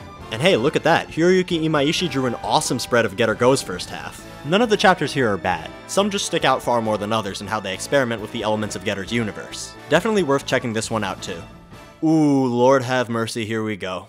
In the later half of 2008, Hideaki Nishikawa, mangaka of the series Z-Man and the March Comes Like a Lion spin-off series, Shakunetsu no Toki, would begin writing his own adaptation of Getter Robo, titled Gisho, Getter Robo Dash, that would run for only a few chapters in magazine Z prior to that magazine's publication ceasing. Nishikawa would then have his series re-engineered, where it would start its new run in Young Animal Arashi, as Gisho, Getter Robo Darkness in 2009. I hate to say this, but Getter Robo Darkness is the most unpleasant experience I've had reading a manga in a long-ass time, with a few decent elements that I will bring up to be fair to it. Darkness is set 8 years after an explosion poisoned the world with Getter rays and tore Japan apart. Since that time, Saotome has seemingly risen from the dead, and with a personal army of Getter-powered beasts, he plans to bring about the world's end. That setup sounds just a tiny bit familiar. Can't put my finger on it though. Fuck it, I don't even care anymore. The series opens up with a group of women being raped and torn limb from limb, and that just kind of sets the whole tone for this mess. The term is overused and is often applied incorrectly, but it's needed here. Getter Robo Darkness is edgy. Not the fun kind of edgy. Needlessly edgy. It's an intensely graphic series, which is not an issue for a Getter manga. But this series is just unclean, no pun intended, in its execution. Every other page, someone is being torn apart with shocking levels of detail. I've never wanted to see a man vomit out blood clots before, but here we are, and it's just not right. The series overdoes it on the gore. Getter was always graphic, but never on this level. The series is just so goddamn horny too, but none of the designs that try to be sexy look good at all. Nishikawa is not an untalented artist, far from it, but he went for this stretched out gangly look to every character here. That's just so goddamn unpleasant. Ryoma gets a handjob and nuts in the first volume. Oh yeah, this fucking twerp right here is supposed to be this series' version of Ryoma. And his character is that he's a nice boy who gets into mad edgy mode sometimes, but he's a sweet boy, guys, he's really nice. I don't mind alternative iterations of a character shifting their personality a lot. The Getter OVAs certainly cranked up Ryoma's less stable elements, but here it just does not work with this little kid flip-flopping in mood all the time. Any attempts at making him relatable or sympathetic fall flat. Hayato here is addicted to drugs that hold back his violent urges, and I'll admit, his backstory with his army here fits a bit better. As the world is in ruins with jack shit in the way of government, it makes sense that a revolutionary militia would be working to fix things. He's not a high school student with a private army in this iteration, but at the same time there's a literal needle in his body called the Needle of Revolution. And bro, it makes him go crazy when he activates it. Bro, he's nuts, look at that. Musashi is a Frankenstein's monster constructed out of body parts of women from all over the world. To make the perfect woman, whoa. And it was around this point that I really stopped caring. but I guess Shikishima and Tatsuhito in this version are cool. Oh yeah, Tatsuhito is here. He's actually the commander and it works well enough at times, I guess. He looks like Hayato, which is a pretty nice choice on Ishikawa's part. Oh yeah, the enemy faction here is called the Idea, because they are the idea of the Getter of Light, Saotome. If it sounds like I'm getting rambly and hard to follow, guess what? Take a look at these fucking pages. Look at all this needless text that just spews onto the page at all times. Panel layout? I don't know what the fuck that is. Look at all these lines. No, I'm not bullshitting. This series is really hard to read half the time, because pages are just full. Everything is full. Getter looks like a damn Todd McFarlane design here. It's a mess. Did I mention the heroes are powered by dark Getter rays? This one ain't great. A few cool ideas here and there do not make up for this horny, ultra-graphic, almost unreadable mess. Again, like I said, Nishikawa is not untalented going by his other manga. He is a good artist. I don't know about writer, because I haven't read his other work. I just don't think he had a very good approach to what he was doing here. It's just super gross and unpleasant, and it ends on a cliffhanger as Nishikawa got sick at the time and dropped the series. It was officially cancelled at 4 volumes in 2012. Nishikawa would never return to the series. He worked on a few original series after, and honestly, that is the right call. In my opinion, stay far away from darkness. It is the one legitimate stain on this franchise. Read it if you're morbidly curious, I guess. You might disagree with me. In 2010 and 2011, Uncle Go and Dynamic Pro would put out 2 crossover manga. Devilman vs. Getter Robo in 2010, and Mao Dante vs. Getter Robo G in 2011. Both being 1-volume outings showing the Getter team working with characters from Go Nagai's manga. There's really not much substance in these, as they're fun gag manga that harken back to 70s Dynamic Pro, both in juvenile sexual humor and some very old school feeling action scenes. What is really cool is seeing Nagai draw Getter 1. Seeing him illustrate the iconic mecha in a manga of his own is awesome. These two are fun, but mind you, Mao Dante vs. Getter G is untranslated. 2014 would see a new line of Getter figures called Dino Getter, and this toy line would get a manga tie-in by Hoshi Kazumi of Dynamic Productions. Just like the 2 previous manga, it's a fun 1-volume romp that's pretty much focused only on action. And the twist of a Getter story set in a prehistoric world, ruled by the Dinosaur Empire, is a cool setup. And the Dino Getter itself is a pretty cool design. 2014 would also see the release of Robot Girl Z, a comedy series based around the idea of the Dynamic Pro robots as magical girls. And of course, that means Getter has to be here, in the form of Get-chan. Voiced by Maya Uchida, her performance and Getter's appearance here are hilarious, and she pretty much steals the show whenever she's on screen. 2015 would bring Getter Robo its first full series immediately following the cancellation of Getter Robo Darkness. Eiichi Shimizu and Tomohiro Shimaguchi, the duo behind the recent Ultraman manga and Line Barrels of Iron, would get a shot at creating a full 5-volume Getter Robo manga of their own. Getter Robo Devolution would begin at the tail end of 2015 in Bosatsu Shonen Champion, and would conclude its run in June of 2019. Devolution is a huge mixed bag for me. I know quite a few people who really dig Devolution, and I can respect that. I also deeply respect the duo of Shimizu and Shimaguchi. They have a love for Getter Robo deeper than most, and it shows many times throughout the manga. My issues mainly come in the form of the themes present in Devolution, and its general execution of its ideas. See, Getter Devolution is both a modern reboot of the series, and an alternative meta sequel, and this kind of story can either work out really well or backfire quite hard. And Getter Devolution is definitely a 50-50 in its attempt to give Getter Robo this kind of story. And while I respect it a ton, I've got more than a few issues. First, the positives, with the biggest being Shimaguchi's beautiful artwork and panel layout, with pages that have a speed and focus to them that keeps everything engaging, even in the lesser moments of the series. His mecha design is also fantastic, with Getter Devolution in all 3 of its forms taking on a particularly heavy metallic bestial appearance. Getter here has a massive imposing presence, with a lot of wide, hefty tanker-like body parts, from the massive turbine shoulders of Getter 1 to the huge tank wheels of Getter 3. And all of the enemy designs are also on point, with plenty of them being visual references to Ishikawa and Nagai's original unused Getter design, which is so cool. Characters unfortunately all look fairly bog standard pretty anime boy, which is a real bummer for me personally. Everything here has a toned down, more realistic art style, and while some may like it, I can't fully dig these designs. I do not fuck with Twink Hayato. I'm sorry. This dude definitely has his own cryptocurrency. But the art overall is strong and the pages are wonderfully rendered. The problems with Devolution that I have arise from its story. I want to try and avoid comparing it to other works that slightly reminded me of it first, because it took many twists and turns over the course of its 5 volumes. Unfortunately, those twists ended up backfiring bad for me, and removed any vested interest I had in the story. It begins with Ryoma, a recently orphaned high school student, having his school demolished by an evolving monster called the Devolved, a being that seemingly arrived from an alternate reality. He's then recruited by Dr. Saotome to pilot Getter Robo, along with Hayato Jin and Musashi Tomoe. As the 3 continue to fight the Devolved, the mystery behind their mysterious evolving power and their constant random appearances begins to unravel. And it's unsatisfying to say the least. I'm slightly hesitant to go into further detail on this one, as I could probably write a whole half-hour video alone on it, and this video is long enough, so I'll just bring up what disappointed me about it in its final act. For the first 3 volumes, and half of the 4th, the mystery surrounding all the strange happenings has a logical through line. There's a great sense of focus, and the way the story remixes elements from the Getter saga is excellent. Then, suddenly, halfway through volume 4, it just shits the bed completely. Fumbling into a pile of groan-worthy fan service, and straying far from the path that made this an interesting meta-sequel to begin with. And again, that's all I can really say without getting into spoilers, because I do think Devolution is worth reading. I'd honestly love to discuss different interpretations of Devolution, as personal friends of mine who have finished it feel the same way as me, so I'd really love to hear a different point of view. 7 Seas published a pretty solid official release of the series too. All 5 volumes are available now to order from pretty much any online bookstore. Being the only Getter manga of any sort to be fully localized, I feel encouraged to recommend you pick it up for that reason alone, because this really feels like the only way to show that there is a market for the Getter Robo manga in the West.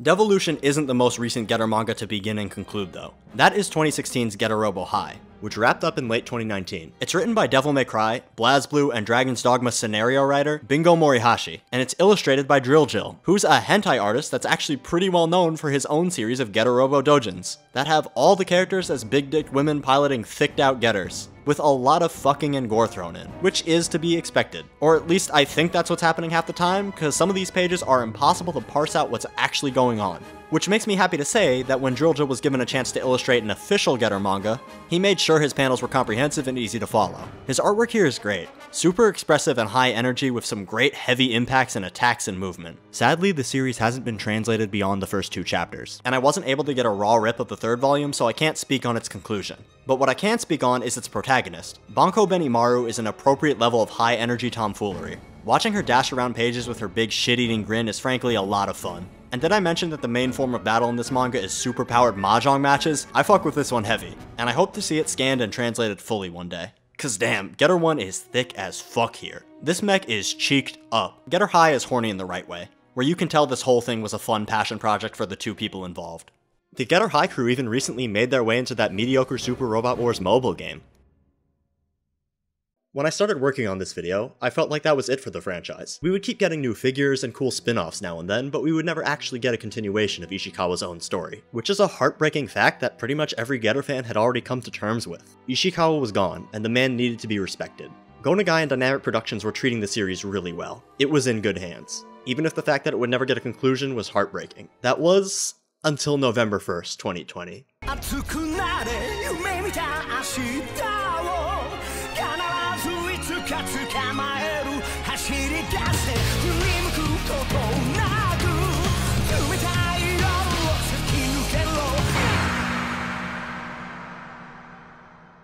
Getter Robo Arc is airing this summer from Studio B Media. With Jun Kawagoe back in the fucking director's seat, I am beyond excited to watch this series. Even if this adaptation ends up cutting off at the cliffhanger of the manga, I'll still be happy. I do really hope that this is the way we get to see the conclusion to Ishikawa's story. But even if it's not, this is a brand new Getter Robo anime in 2021. That's insane to me. This is such a massive year for Getter Robo, and it's a fitting coincidence that all of this got announced while I was working on this video. Even if the mechs in the show are primarily CG, they look pretty spectacular, and have shown clear improvements in the most recent preview compared to the original trailer. I trust Jun Kawagoe and B Media to knock it out of the park. And with Naoya Uchida returning to play Hayato, and Jam Project returning to do the opening, and updated versions of all their old openings, this is clearly a passion project in every way. This is also going to be the first Getter Robo series that's not an OVA but a TV show since Getter Go. That's incredible.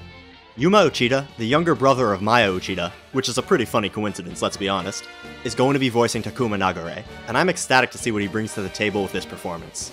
Arhino Mukaina will be voicing Kamui Sho as their debut role, and I wish them the best of luck with this. It's a huge role to start with Kazuhiro Senseki playing Baku, the cast is looking solid and everything is honestly going in this show's favor, and I'm beyond ecstatic for however the show ends up. I straight up cried, real tears, when this series got announced, and it just further made me reflect on how much I love this franchise, even while I was working on this already massive video. Thank you for watching this incredibly long project that I've worked for over a year on. It's pretty obvious at this point that I adore Getter Robo. It's my favorite classic mecha franchise, period. No series is truly able to last 45 years without doing something right, and Getter Robo does a lot right. Getter has such a wonderfully written, expressive cast of modern-day warriors. who despite all of the conflicts between them and around them, hell, even the conflicts they cause themselves, still represent humanity at its best by coming together as one powerful force, united by an unstoppable evolutionary energy. It's a series that states that regardless of how bad a person you may seem, if you can find a greater purpose by realizing that you're part of one big whole instead of just an individual, you can do anything.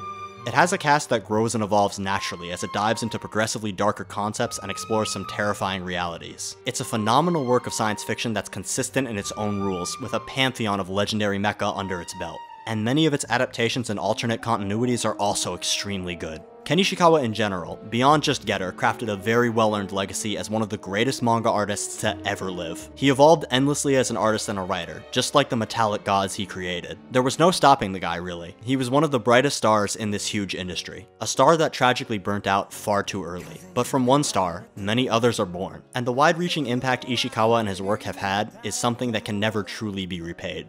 Ishikawa was a monolith of mecha and sci-fi manga, and if there's one thing I hope to accomplish in this video, it's that I paid proper homage to an artist that I consider to be one of my favorites. I hope this video convinces people who have never experienced Getter Robo to go and read it, and even dig beyond Getter to experience his other works. And I hope longtime Ishikawa fans had fun going on this journey too. Ken Ishikawa will live on forever, because he gave us something to believe in. Believe in Getter.